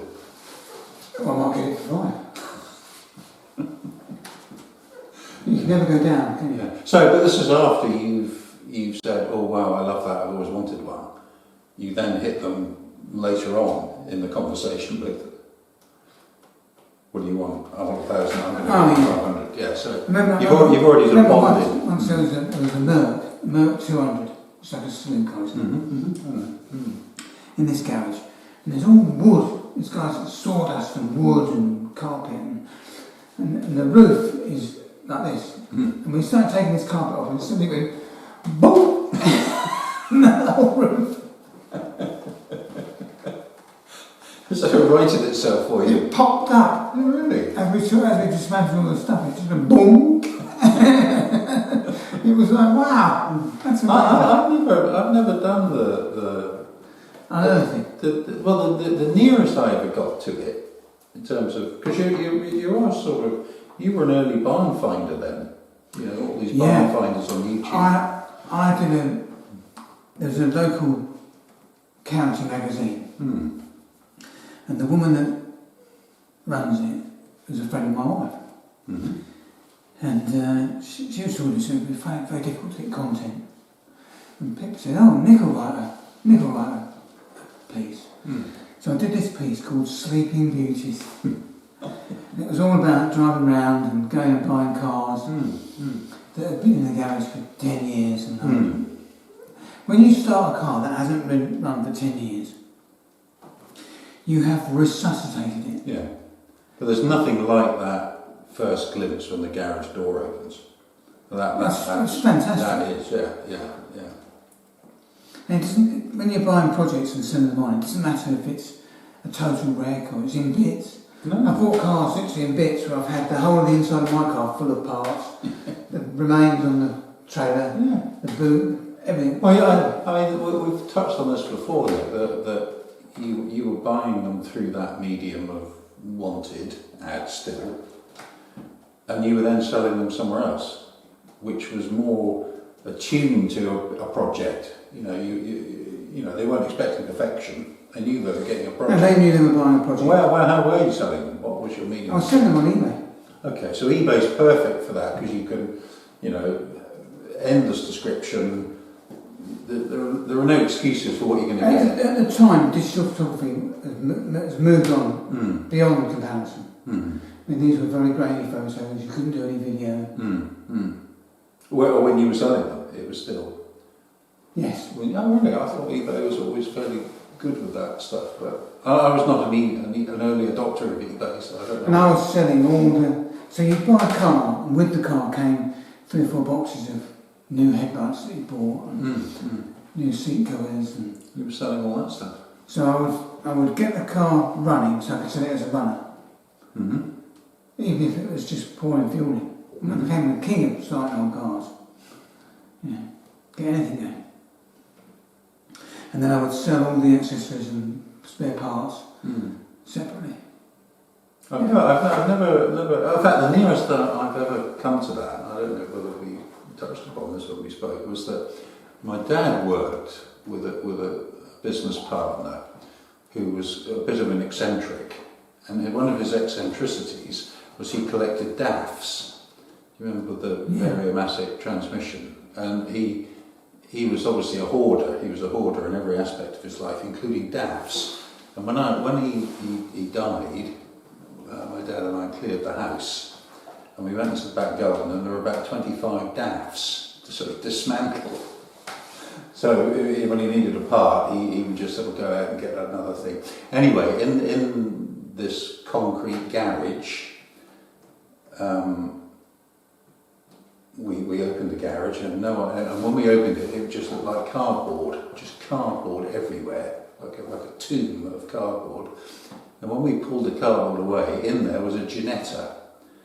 Remember those? Nice. Ginetta G21. It's a pretty little car. Pretty little car that he bought new in 1973 and kept secret from his mother, which is why it was covered in cardboard, and only driven it When Mum was away. And it had done 600 miles in Wow. 20 years or something. And anyway, that car had a silted up tank, and then we had to take the tank out and have a new something made. Anyway, I do remember the exhilaration of something that had been sleeping for 20 years, 25 years, sort of firing up, you know. Then you literally breathe new life. And you were the king of it. I was a kid, I was really good at it. Yeah. Well, actually, all those, you know, thinking back to those early days on the drive, with head gaskets of your dad's 105, and that all set you up for not. And I was selling parts out. Literally in 40 years, I haven't moved on. Yeah. I'm still. But you weren't frightened of anything. Nothing fazed you mechanically. No. And you had some facilities but you weren't doing things like taking engines out at this stage. You were just kind of. I did do some of that.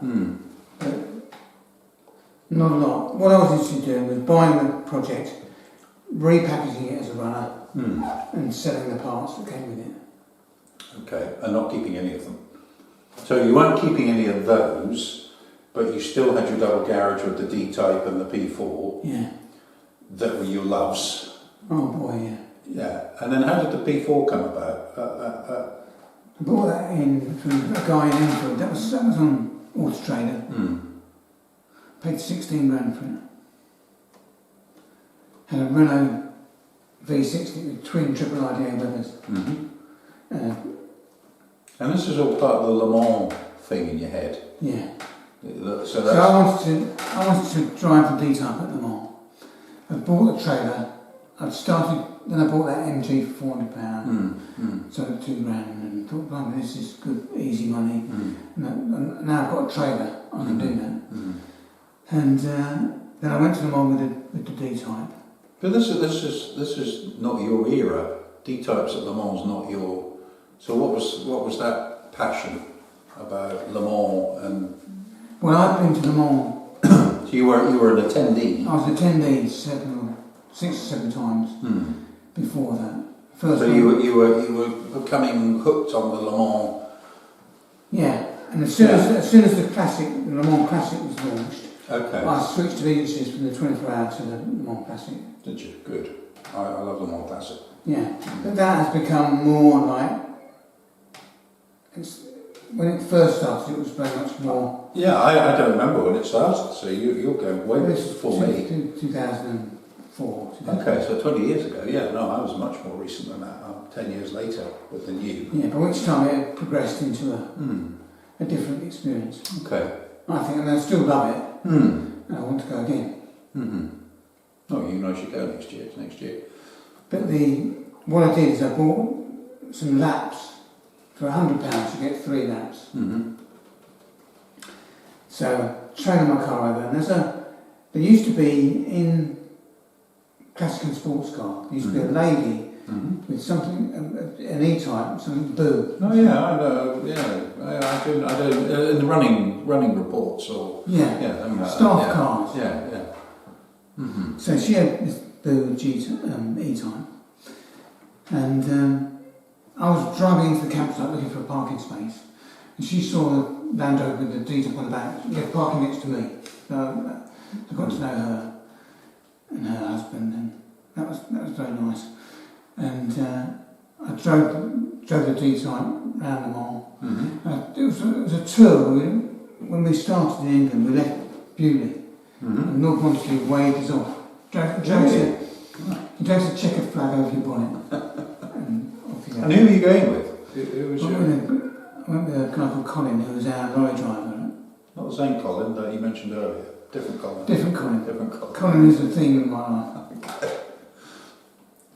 But I drove the D-type round Le Mans, which is just, it was an emotional experience. So the Mans Classic is what fired the D-type thing in Le Mans. Yeah. And that's, and you knew, how many people can have a real D-type.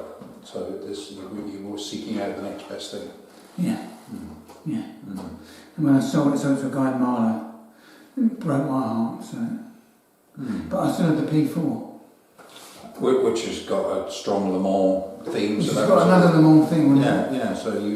I mean, I used to like doing all the research where you look up on the Corello sticker over the head. Yeah, I know you're very good at that. All these little details. I mean, that's almost the archetypal 60s Le Mans car, and obviously The the 512s, well, the 70s, So the P4, I have actually seen your YouTube clip on the A6 here in the P4. It sounds so good, doesn't It does sound good, Yeah, I mean, actually, that's another classic example. I was driving to the Mans Classic, Land Rover, P4 on a trailer, and I happened upon 2 container trucks with Ferrari on them. So I pulled him behind them and drive down the Autobahn with them. And it was like we were a Ferrari race team going racing at the Mans. I was living the dream. Keep Godfrey, When we pulled into the services, a huge crowd took photos of my car thinking it was real. Well, I mean, some people are. I mean, we'll come on to some of your other cars after that, but very sniffy about. You called them kit cars, your D-Type and the P4. They were kits. They're home builds, aren't they? They're home builds. Home builds, yeah. But some people are sniffy, and I think I might have been at one point actually. But there's 2 things where they vary enormously in terms of look. So you were talking about your D-Type stance. There's nothing worse than something that's sitting all wrong, or you only have to get one proportion slightly off, and the whole thing. I'll tell you what I saw the other week. Retro 911. So they've taken an 89, 90, 911 SC, and they've taken the panels off and they've put on earlier panels. Where did you see this? Was it? Langhorne. Oh, Langhorne, I didn't come to that. No, yeah. And I looked at the car and I thought, there's something wrong. It can only be a few millimetres or 10 mil or something, but I looked at it and thought, it's just not right. And the P4 had wheels, the rear wheels stuck out too far. Yeah, because they did the real car, they did sit tight. And I bought half hubs to change the offset and put them, and the rear wheels went back in like that. Oh my God, the car looked different. Yeah, so it was wrapped over the wheels, that car, wasn't it? There's those, the Cobras, the Pilgrim Sumo. They've got Sierra back action, Granada back action, and the wheels don't sit right. No. And you look at it, it's just something wrong. Yeah, and that's the thing. The quality. I'm not talking about build quality, although the 2 often go hand in hand. But just the quality of the replica, really. And I think that's why some people are sniffy. But, I mean, both a D-Type and a P4 are a perfect example of, who can own a D-Type and a P4? Multi-millionaires. Billionaires now. And so, what's wrong with getting a taste and having some fun? And it's still a taste in terms of driving experience. Yeah, I never announced that it was a real Ferrari. No, and I know you don't with your present car that we'll come to, but there is a huge difference. But what I really enjoyed was the research. So all night, you spend all night looking at images of cars, little details, and then you change something on your car to look a little bit more realistic. And that's a huge part of the hobby for me. Yeah, so you weren't doing it to fool anyone.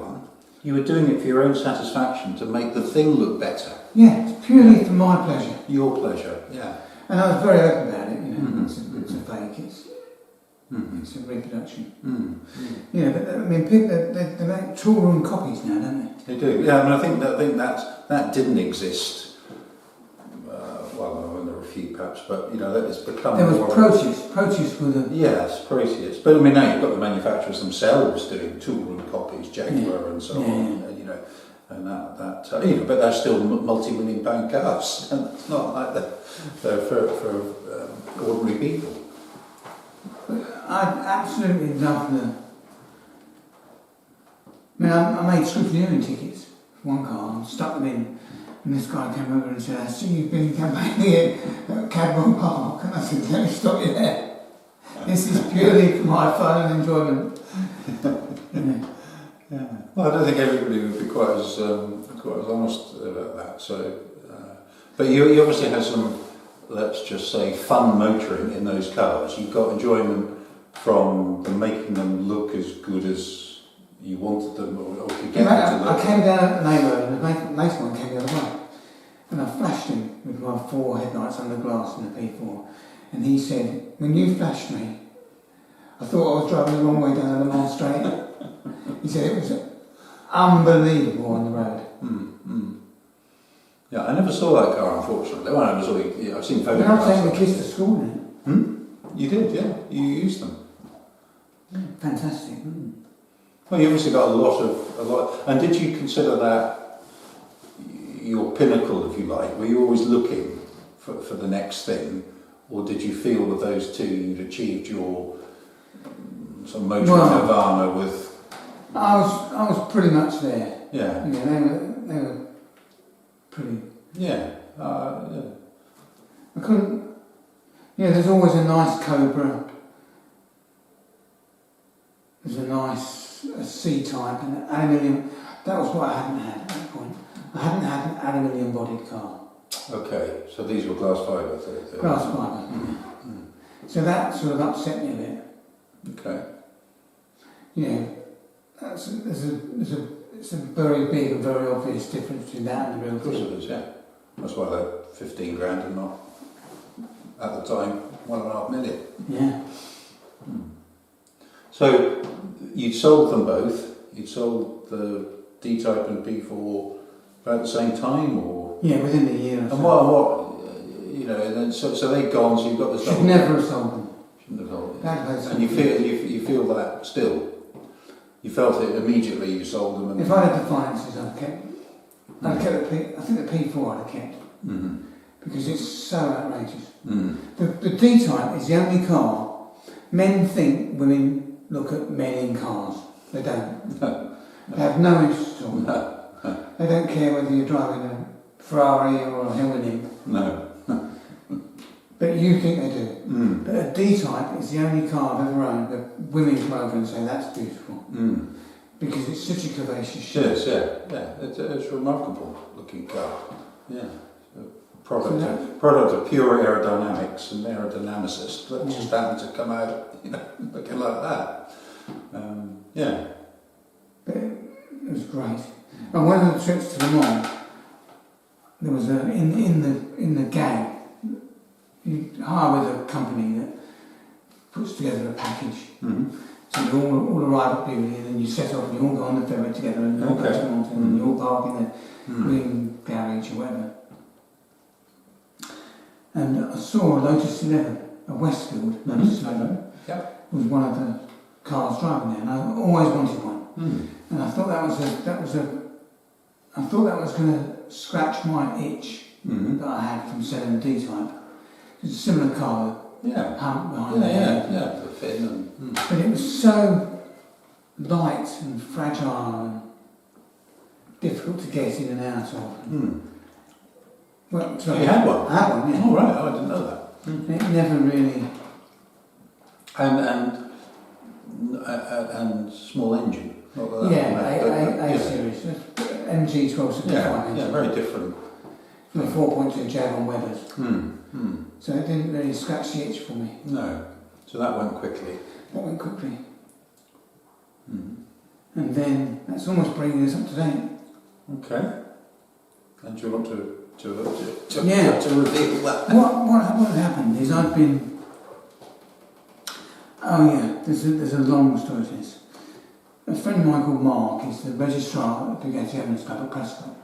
Right. And when I say registrar, he keeps track of all the gearbox numbers, the engine numbers, the chassis numbers, and he would be employed by an enthusiast to verify what they're buying. So if they're going to buy a car for £2 or £3 million, they're going to need someone to say it is good, and that isn't a stolen engine that we're looking for. A stolen gearbox that we're looking for, and the chassis number. Authenticator. He's an authenticator. So he asked me if I would. There's a garden party each year at the Prescott Hill Climb, for the Bugatti Owners Club. And there's a lot of other cars turn up, Stags and LEs and Rolls Royces and Minis and all old cars. And they have a Concours competition, which goes to the Bugattis, and then there's the also rans. And I was the judge for the also rans for about 3 or 4 years. I did that. And that, I was then exposed to a lot of Type 35 Bugattis, and I really fell in love with them and thought one day I would want one of those. Okay. But I didn't have What was it that you fell in love with? Was it the engineering? Was it the appearance? The sound? engineering, the front wheels like this, the boat tail, the quality of the engineering, the engine turning, the pumping the things to get started in the cockpit, just everything. Remember that P4 I had? I used to go to a show, park it with the clam open, and put white rubber bath plugs in the trumpets of the carburetor, so no foreign object would go in. And it all became, so starting the car when you need it became a ritual. You know, you're going to open the clam, you've got to take the rubber things out, you've got to prime it, you've got to get the clam back down, bolt it down, then you start it, and then you rev it, and there's a huge crowd forming round, you know. And you like that? You like I absolutely loved it. Loved it. And the more trouble it was to start, the more intense the starting became. So I would see these guys, the VSCC club members, with their Bugattis and they're pumping away to get the fuel pressure. And had you joined the VSCC? I did join, Yeah. but I never had an eligible car. No. And so, for me, being a spectator, it's like watching football matches. You know, if you're a football player, you would want to play a football match, not watch. And to watch drove you mad. So it's for me, because I wasn't driving, I was left out of the proceedings. Well, given your love of all that procedure, let's call it, you know, and actually a 20s, 30s car would almost be perfect for you because you'd be very good at coping with all that procedure and process. Anyway, back to the... No, I agree. You would. And then you look at things like Persang, which are a toolroom copy, and there's slightly less complicated crank in them. And you think, maybe I could have. I saw one the other week, but you can't register them. Oh, can you? Oh, I didn't know that. They're very difficult to register. In fact, the one I saw the other week wasn't registered, and he said he uses it on trade plates. Okay, well, that's an option. Yeah. But still a lot of money. It's still north of 200 grand. Yeah, so it's still a sizable chunk of money. Yeah. So I'd always hung my nose over these Teals, which are a Bugatti replica. Yeah. And the thing that excited me the most about them, they're not an exact copy. The dimensions are a little different. Okay. But you've still got something when you can stand back and look at it, and it looks right. The proportions look right. I agree. That's if you've got the wheels I've got on mine, some people don't have wire wheels; they have alloy wheels with modern fat tyres and not Blockleys. Yeah. And they just don't look right. No, they don't. This is going back to our yes, where it can be some little detail. I mean, there's lots of little details on my car that are driving me absolutely insane. You know, why on earth did I fit crosshead screws? They didn't invent it in 1925. You know, what on earth was I thinking of? But the basics of where the radiator sits, the track, the size of the wheel, diameter of the wheel, position of the mudguards, all those things are absolutely critical. Absolutely. And I have to say that yours is, you know, it strikes a very... It comes close, doesn't it? It does. There's no doubt about that. I mean, it does. And I suppose it's a little bigger. It is. Is that one of the... Yeah, I mean, I can't say I'm actually intimate with Type 35s, but it gives you the flavour, certainly gives the flavour. I mean, I go out with my son in that car, and we're having as much fun as if it's been £1 million. And everyone that looks at it, I say, they're saying, oh, it's beautiful, how much is it, or how old is it? I always say it's 2 years old, and it's a fake, it's a replica. So did you actually buy a new kit? No, what happened, I'd had my eye over these Teals, but some of them, to my mind, aren't quite right. When you look at them, the wheels are wrong, the mudguards are wrong, the steering wheel's wrong, the dash is wrong. I mean, there's a lot of things that are wrong with my car. But there were things that were important to you. Yeah. So it didn't look right. It always looked like a replica kit car. Right, the section wasn't deep enough. Not because I want to deceive people, but I want to... No, for you, you said earlier, pretend I'm having the journey. Your own satisfaction. And pride of ownership. Yeah, so I see this car for sale with big wheels, painted, engine and gearbox in place. Where was that for sale? Bolton. eBay. eBay. You have become, you were an eBay junkie at this point. If you were selling all your stuff, you were... Yeah. Long sessions. Long in the tooth.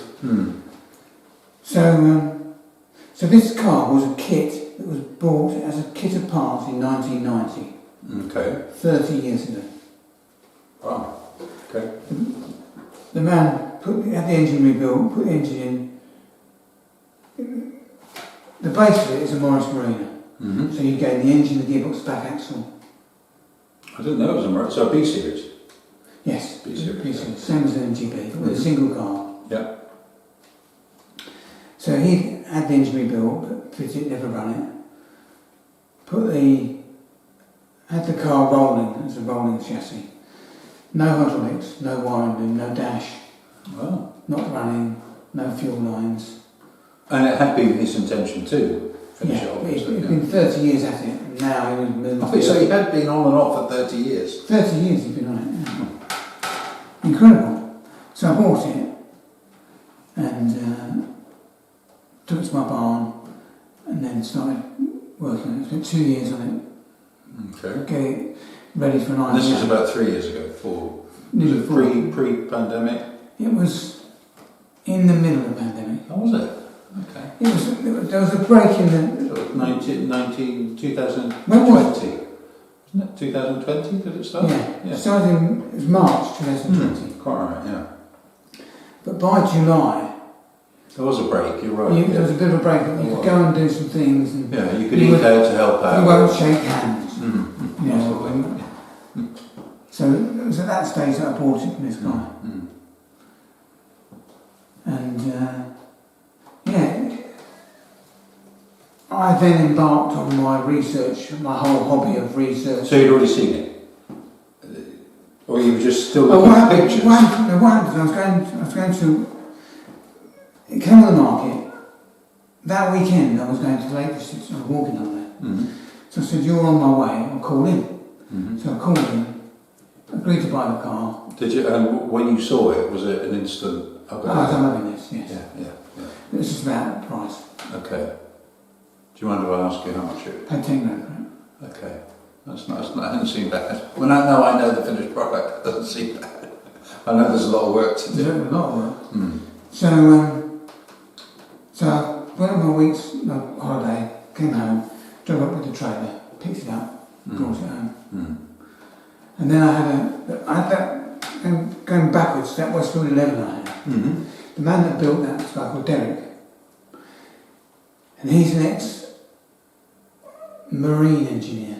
Worked on tugboats. So he could do electrical wiring, he could do hydraulics, he could do deep engineering. And I hired him 1 day a week to come over and help me build this car. Okay. So we would spend a lot of time on the phone discussing wirings. At one point I took it to his garage near Gloucester, and then he came over 1 day a week. So it was, and he was as enthusiastic as you were about it. I mean, he was retired and had done enough of retirement where he couldn't bear to watch any more daytime television. Didn't have the space and wherewithal to He built the Westfield himself, which was a grand job. But he only had one single garage at the time. So that was the. So the journey with the teal Yes. was a journey where you prepared for IVA. Okay. Which is individual vehicle approval. Yeah. So you had to have seats with high backs. You had to have full harnesses. Okay. Everything covered in rubber. Any nut that's visible, the plastic nut cover on the dome. Okay. I didn't know anything about that. I mean, it was, sounds punchy. And it was like a 4-hour MOT we went for, which we failed. So they give you a list of things you have to do. We went back again. And where was that? Where was the test? That was in Telford.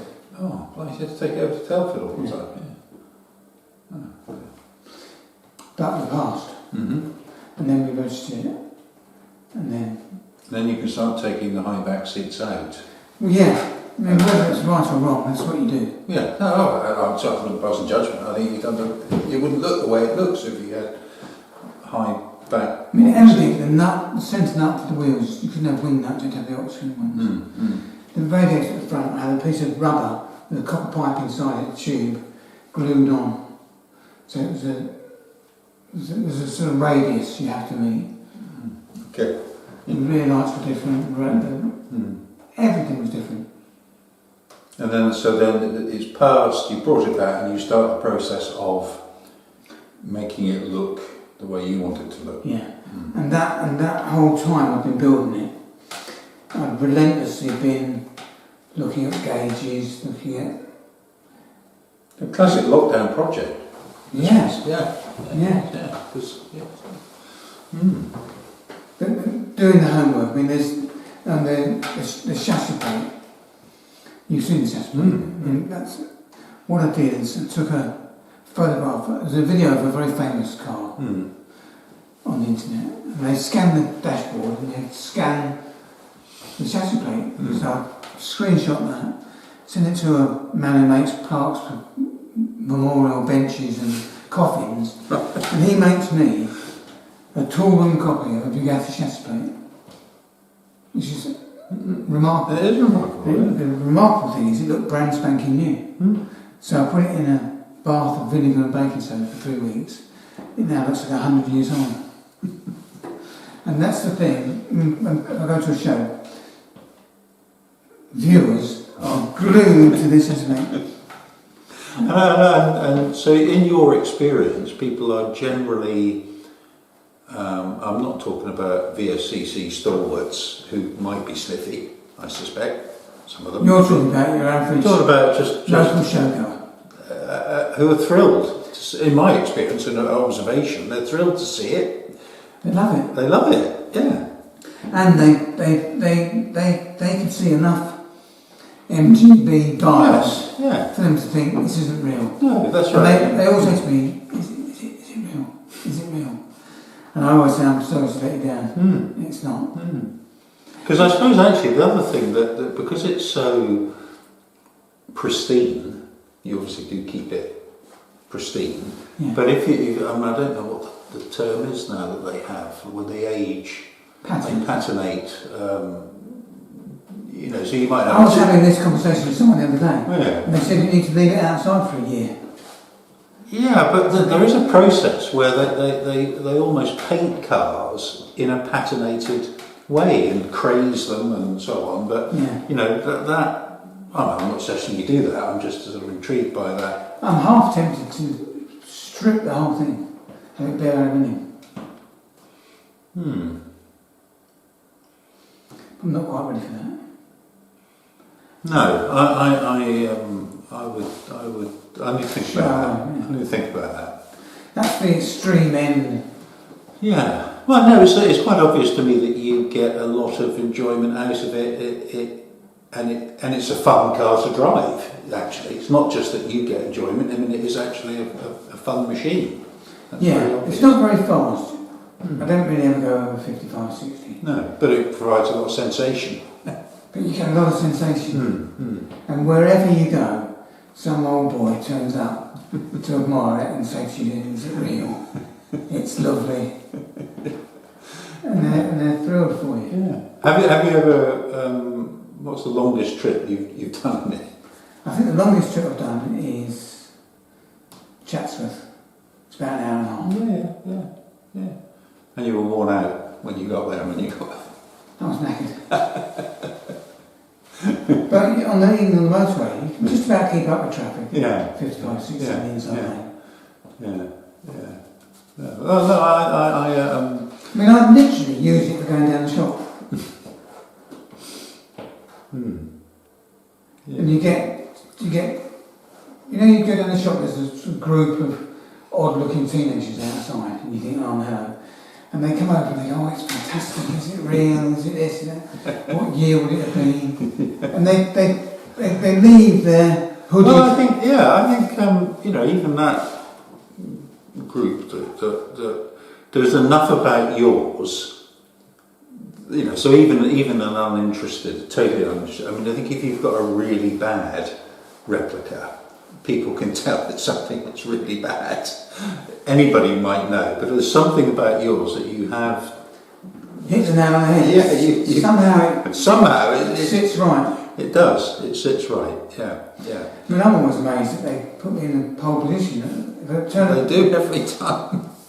It's bonkers, isn't it? Well, I can see why, because it's an attraction. They want to attract people. In fact, it's an attraction. Stonehurst Park put on their flyer on Facebook. I saw it. Yeah, I sent a picture of it the other day, saying, "What time are you getting?"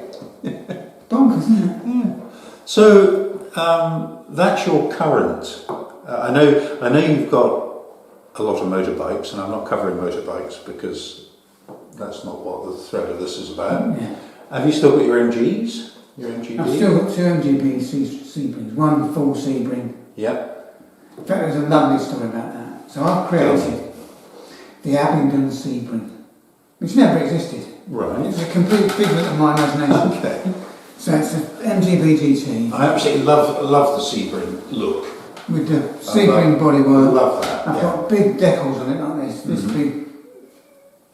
And I put 1962 is the number, because I was born in 62. Okay. And I've got a rocker cover that I've wrinkle red rocker cover with a plaque on it saying Abingdon Special Endurance Spec 1967. It's total fabrication. I've got Weber carb. And I've done it again. I've created a figment of my imagination for my pleasure. Yeah. So I go to a show. I'm in this car, and there's some guy that I know. There's a guy here called Bill or George or whoever his name was, wants to talk to you about your car. So it's like I know, it's only one of the works drivers of the 1960s MG race team. And he's saying, I don't remember this car. I said, of course you don't remember. It's a complete fabrication of my imagination. Well, it looks lovely. Well done. I mean, his whole attitude was, you've done a beautiful job. Yeah, I'm sure you have. I haven't seen that car. But I do love them. Has it got those great big Minolite sort of deep dished wheels? No, it's not got the arches. It's got it's a narrow arch one. Is it? So I've got 15-inch wires. Oh, okay.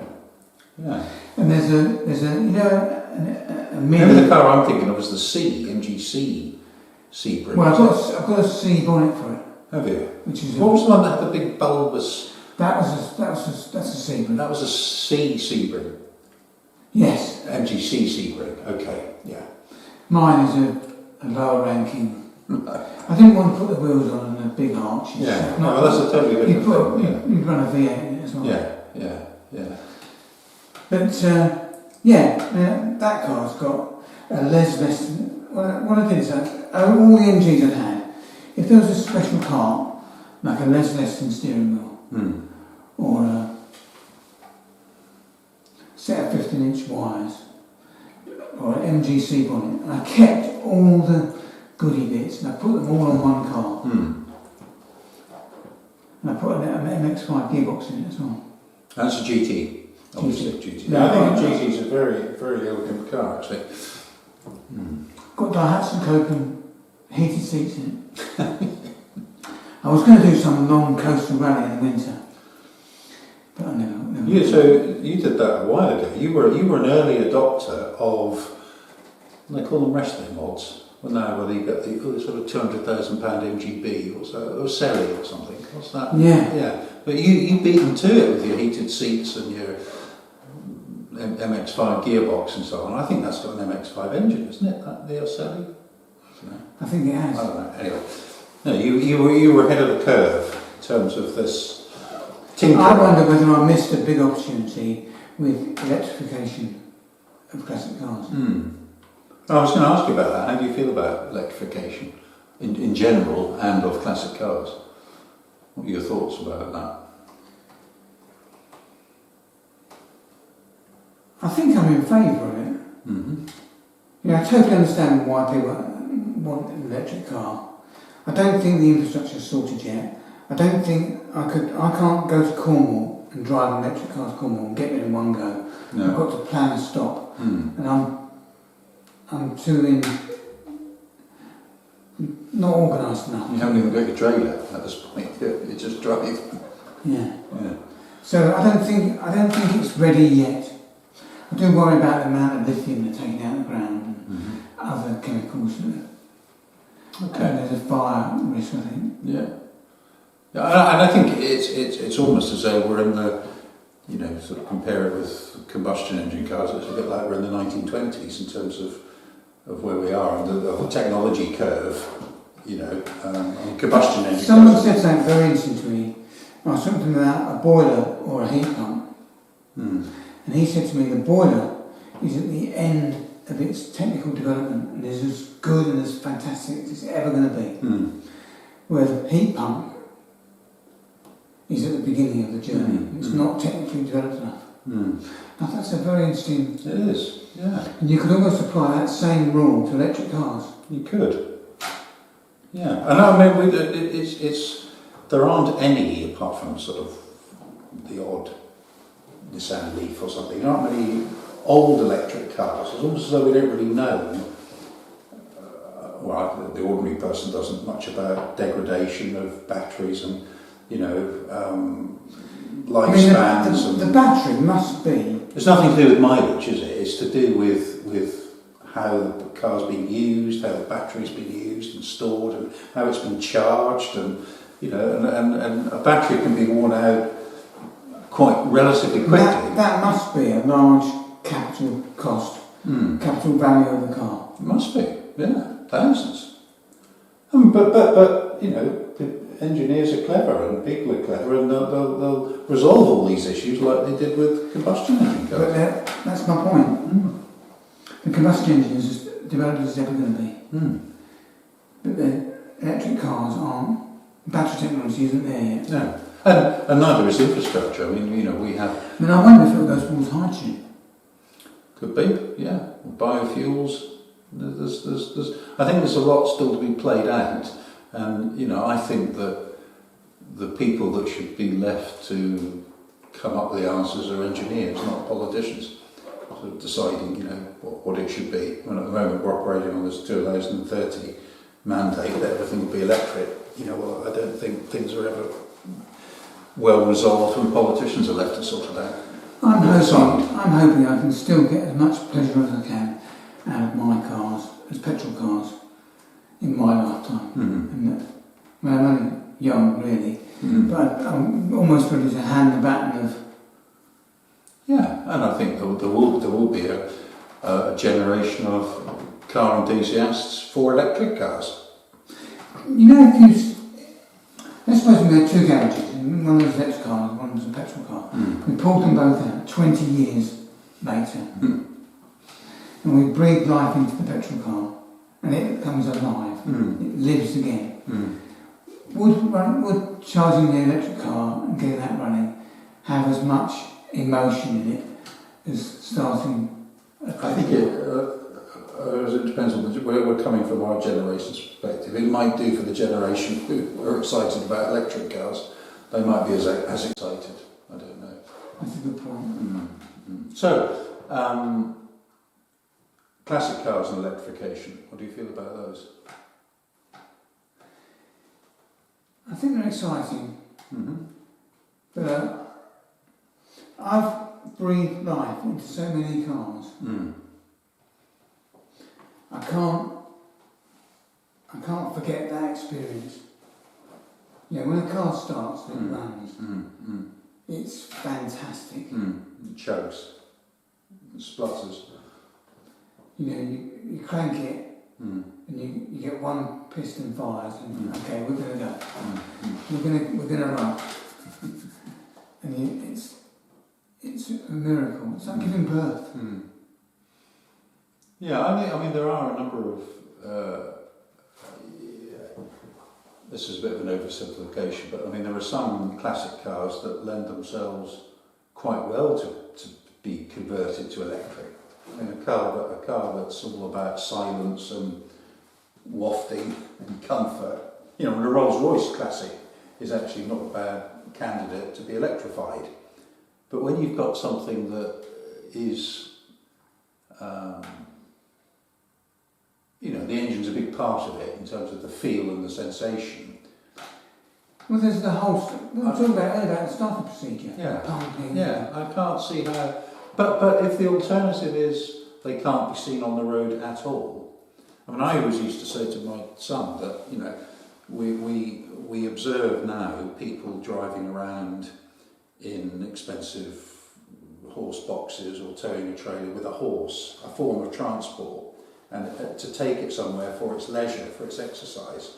That might be in 25 years' time what happens with classic cars, that they're taken somewhere, you know, in a trailer, on a trailer, to somewhere where you have a permit to run it for an hour on your allocation of fuel, and it becomes a leisure pursuit like a horse. Well, look at what we've got. We've got Goodwood. We've got Le Mans Classic. And when you go to those things, the level, the number of people, and the span of age groups, and the general enthusiasm, it's hard to think it would go away. It's a big industry. I mean, we went to show at Stanhurst on Monday. I mean, how many cars were there? Hundreds. 300? 400? Yeah. And it's not, contrary to perhaps some people's opinion, it's not all middle-aged and old men. There is a younger generation. There is, yeah, there is. And that's the other thing I do. When I go to a show, and there's a mum and dad and a little boy, and they're saying to the boy, don't touch. I say, pick him up and put him in. Sit him in the car. Because that might be the full Vincinato. It might be. Yeah. He gets in that car. I love it. Yeah. I love it when people do that and they say get in. I mean, I was at the same show with you the other night, and I showed you about the Cadillac Fleetwood Brougham that I was admiring, which is the ultimate wafter. And he said, yeah, when you get. And I said, oh God, that's fantastic, thank you. And I thought, well, I've never sat in one of these, and this is quite wonderful. And he was enjoying the fact that I was enjoying it. And other times, you can talk to some people sitting on their camp chair at the back of a car and you can't get a word out of them. And you think, well, what are you doing here? You don't want to talk about your car. I always think with a sports car, there's two seats for a reason. You need someone to go with you. And doing it as a pair, a mate or a partner or a son, that's what I've been doing recently, and I know you do the same. It's just great. Yeah. But I love the sitting in. I think when people do that, I mean, I haven't really got anything where anybody would want to sit in it necessarily, but for your Bugatti, that's a thing. Is, what damage are they going to do? Yeah. Just scratch it on the way out. That's part of the car. Yeah. In fact, it ought to be an automatic condition of getting into car shows that you should be offering that people can have a seat in it, I think. That'd be right. Yeah. So let's just not rewind, but let's just change approach and say you won the lottery. Because I know you said that the D-Type and the P4, you felt you reached your peak pair. And you love the Bugatti, but you did say that the D-Type and the P4. But let's just say you've won the lottery. So this is the money no object type category that we spoke about earlier. What would be in the double garage? Well, assuming they're not daily drivers. No, well, that's another question later on. But this is just your dream Well, money object, not a daily I'd have a driver. Type 35. Type 35, okay. That would be Grand Prix car. That would be... But I'd also like I'd like to drive a 917 Porsche. Okay, that's or a good choice. 512 Ferrari. Or a real So you're obviously like me, you're a regular late night watcher of Le Mans. Absolutely, I love that film. It's the best film ever, obviously. I went, the importer, with ALPINA, I was the importer, and so on time, a company that did all my logistics. And they took me to Le Mans, and they hired this coach, and this coach had a row of seats in a bucket shape at the back. Okay. And I brought with me a CD of Rendezvous. Have you seen that? Where he drives through Paris. Yeah. And Le Mans. Le Mans. And we went to Le Mans on a bus watching Le Mans, the film. It's the greatest film ever. And it's superb. Motoring film, anyway. Funny enough, there's the Shelby Cobra GT40 film. I went to watch that with my son and we very much enjoyed it. The Ford versus Ferrari? Yeah. That one, yeah. In fact, the Ferrari film... I've seen that. That's which is actually... I don't think I've seen it. Well, you and I were going to see it and we didn't. Or it was no longer at the cinema. That was it. Yeah. That has some strong points too. That's some good points. It's not really a history of Ferrari. It's a particular year. It's around the Mille Miglia tragedy. It's that period. Anyway, so Type 35. That's a nice easy, or a 917. Yeah, Type 35. I'd have a heavy metal race car of some description. If you can drive it on the road, all the better. Yeah. Okay. Yeah. In fact, my son sent me a picture the other day of what I assume was one of the few, if not the only, 917 road car that was converted for Count Rossi of I think I've seen the video. Yeah, silver car with a sort of road. It's a road legal car. Anyway, that's quite an exciting option for you to consider. That would be a heavy metal road car for you. I think that would.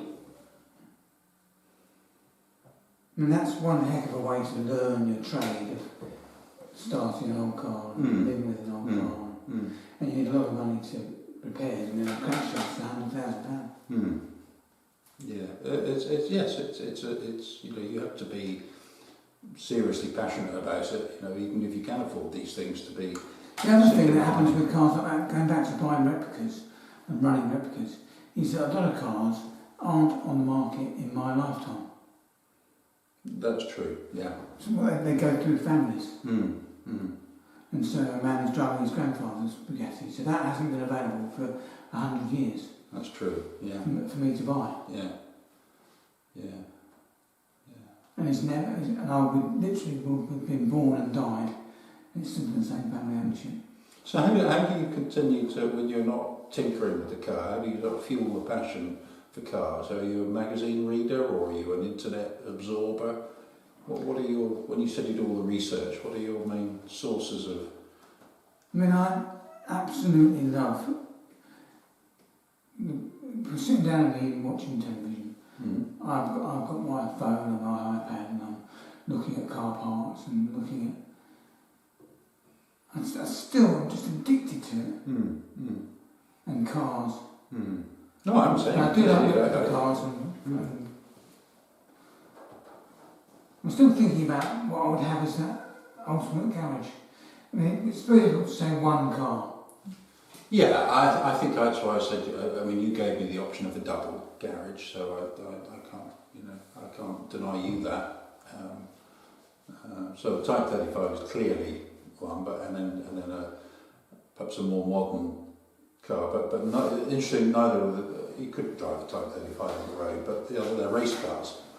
The funny thing is, all the hot cars that I drove, I mean everything, 500 SL, AMG, SL, AMG saloons, ALPINA saloons, BMW, M5, M3, all that. In fact, there's a lovely story about M-Power, which I must tell you. So Peter Locker was the head of M-Power. Okay. And he and I would go to BMW events, and I would be talking about ALPINA to people, he would be talking about M-Power. And we became very pally. So we were at a place at we were at Myra, and they had an M1, which is a very rare BMW. He says, "In you get Nick, we're going out in the M1." So we went out and did Myra in the M1. A BMW collection car or heritage car. Yeah. There's a famous Karl Lagerfeld one, isn't there? Who's the painter? Andy Warhol. Warhol, yeah, painted artist cars or whatever. Yeah, art cars. Art cars, yeah. Anyway, Peter Locker is responsible for M-Power. And I would take trips to Germany where I would take 10 people from the BMW network and take them to ALPINA. And I would go and see with them. I would take them to M-Power first, and then he'd do a presentation. And then I would take them to ALPINA and they'd do. And so what we were trying to do was get them to understand the difference between M-Power and ALPINA. Anyway, Peter used to do his presentation. So I'd turn up with my little coat strip and we'd sit down. He'd have a big screen up. And this giant letter M comes up, and he'd look at everybody and he'd go, M, the most powerful letter in the world. And it was people nearly applauded. It was fantastic. And then he talked about M-Power, because there's M is in two sections of BMW. There's M, well there was at the time, but it is today, I don't know. But there was M-Power, which was the technical performance cars. Okay. And then there was M-Sport, which was styling, spoilers and aftermarket parts. Yeah. Slightly I still am slightly confused by all that, and I'll see, and I don't even know, I'll see M Performance, something. Really what does it mean? I'm they've diluted the M brand. Yeah, they have. Yeah, they have. But if you don't sell people a spoiler that they can buy on their cars, Schnitzer Harker will. Yeah, I was always intrigued by the fact we mentioned this car when you and I spoke. The only M car I've ever owned and driven, I think, was an M635 CSI, which I owned, and I never understood why it was called an M635 and not an M6. So you had a very clear strategy of M1, M3. Yeah. Well, look at that car. You had M6. You had 635. They did a Highline, didn't they? Did a Highline. Yeah. Then you had M635, then you had M6. Yeah, and the M635. Yeah, the M635 had the M6 wheels, sport seats, rear spoiler, front spoiler. No, it was an M-Power. They called it M6 in America, but in Europe they called it an M635 CSI, and it had the M1 engine effectively. It was a phenomenal car. It was a. So I was sort of. It's a big handful, actually. It is a handful. It's not a light, delicate car. It's a handful. When you got it out of shape, you're battling. Big heavy car. Yeah. It's a big lump to go. But a hugely more invigorating car than a regular 635. The 635 used to have flat seats. We used to call them tombstones. It's got tombstones on sport seats. Yeah. Having sport seats was a very good plus point. Yeah. It felt really like as do sort of quite a lot of GTs, like a two-door saloon really, the 635. But the M635 was I knew you'd have driven that and know the difference.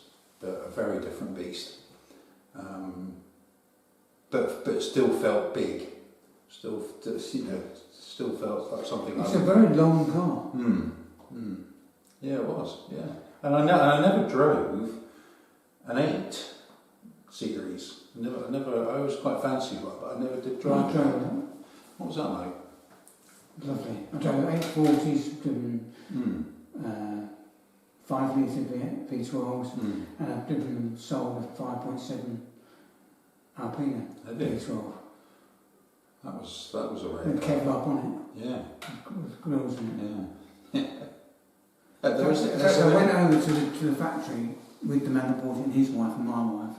We had a little tour in Germany. We went to Neuschwanstein, you know, the castle that King William built. Went there. A guy called Bill.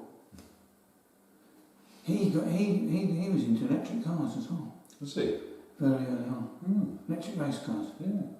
And what was the TWR link with BMW? That was pre-Sittler. Okay. So BMW GB, from my understanding, had the relationship with ALPINA, and TWR built a relationship with ALPINA and almost wanted to make their own stuff but brand it ALPINA. Okay.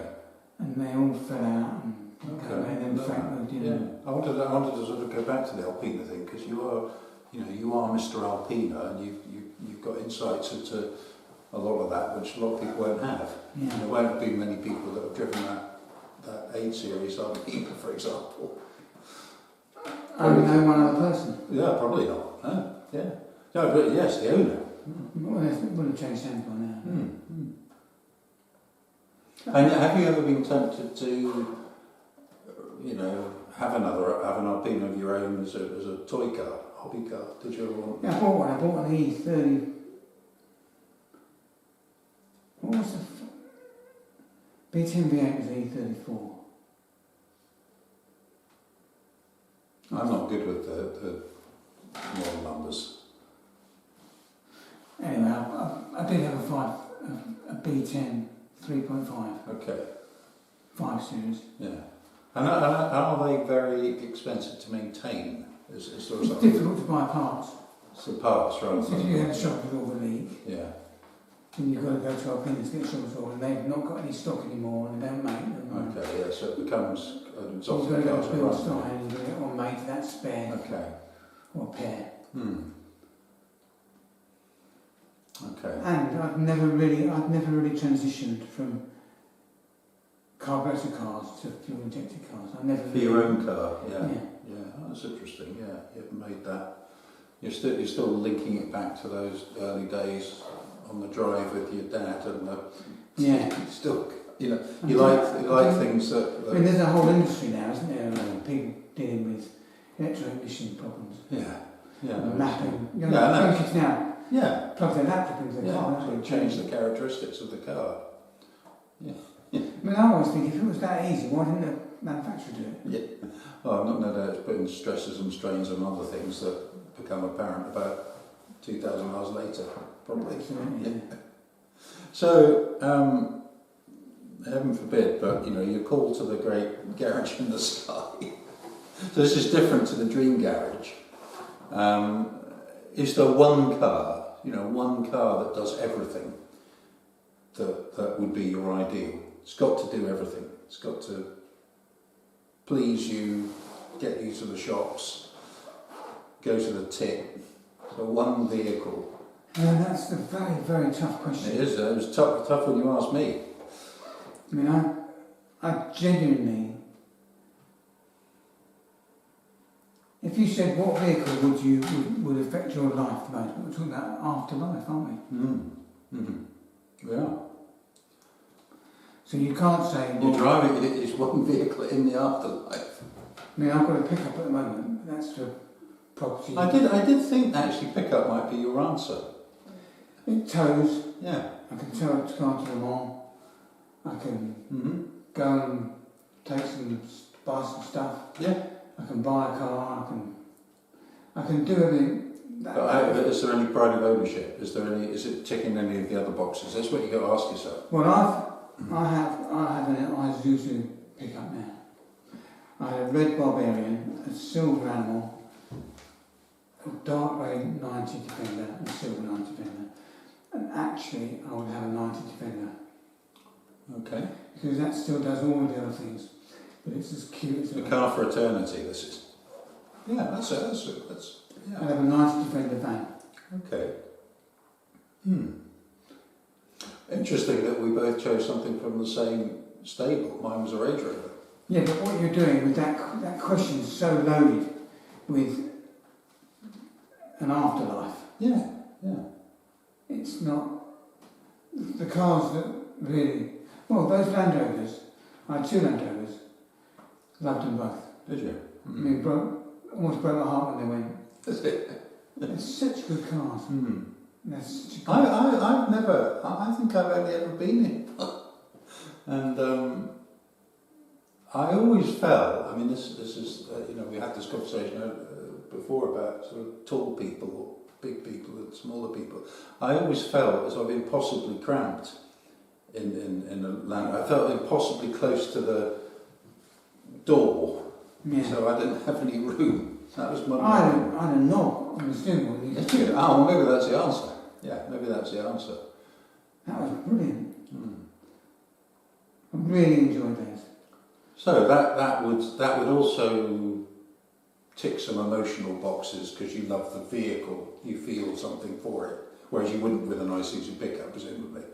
You wouldn't want to polish it. The Alpina pickup is amazingly fuel efficient. It's a 1.9 diesel. And if you know the 50 mile an hour limit on the M1, it's sort of 40 miles of it seems to be. Yeah, I know. And the range goes up from 300 to 500 miles. Because I'm just tickling it along. So I've also played this game of, and then maybe it's a sign of age when you start getting excited about what the range figure shows. Yeah. Rather than. My wife says, "Kill me now, range." I don't care. So you've moved from how far around you could get the dial on the. Yeah. Well, I get the needle pointing south. To 100, which you know will be 175. Yeah, in Germany, if you go on the autopass and go very quickly and the police stop you, their first question is, it's bad for the environment, you're using too much energy. Oh, I didn't know that. That's the pitch they take. Oh. But it's still legal. It's still legal, but is it necessary? Is it necessary? Oh, okay, that's interesting. Yeah. So you moved on from off the dial that you know is 175 to what's the range figure you can get on the computer? Yeah. I remember I had an Alfa Romeo diesel that I don't know if there was something wrong with it, but it was phenomenally fuel efficient. And I remember once brimming it and getting something over 700 miles showing on the thing. And I was so excited, I pulled over and took a photograph of the figure. Well, I couldn't believe it. Do you remember there was a time in recent past, probably in the noughties, or approaching the year 2000, where there was a petrol shortage? I do, yeah. And what I did is I put fuel in the car and I drove at 35, 40 mile an hour, ever so gently, all the way home, trying to get enough, trying to use as little amount of fuel as possible. And you can make the fuel consumption go. Yeah. Well, I remember in the fuel crisis, 73-4, where there was a 50 mile an hour speed limit. That would have made a huge difference in the amount of fuel used. Yeah, and I think some other countries had their own things. I think Italy, you could only drive on alternate days or something. But anyway, I mean, these things might still come back, some of these things. Maybe that's the argument for electric cars. Yeah, but the energy's got to come from somewhere, isn't it, to power them? So you've got to generate the electricity. You've got to generate energy somehow. And how do you feel about other? I always feel that the motorist gets a bit of a hard time. Through a variety of ways, taxation and so on. But we're an easy target, and sometimes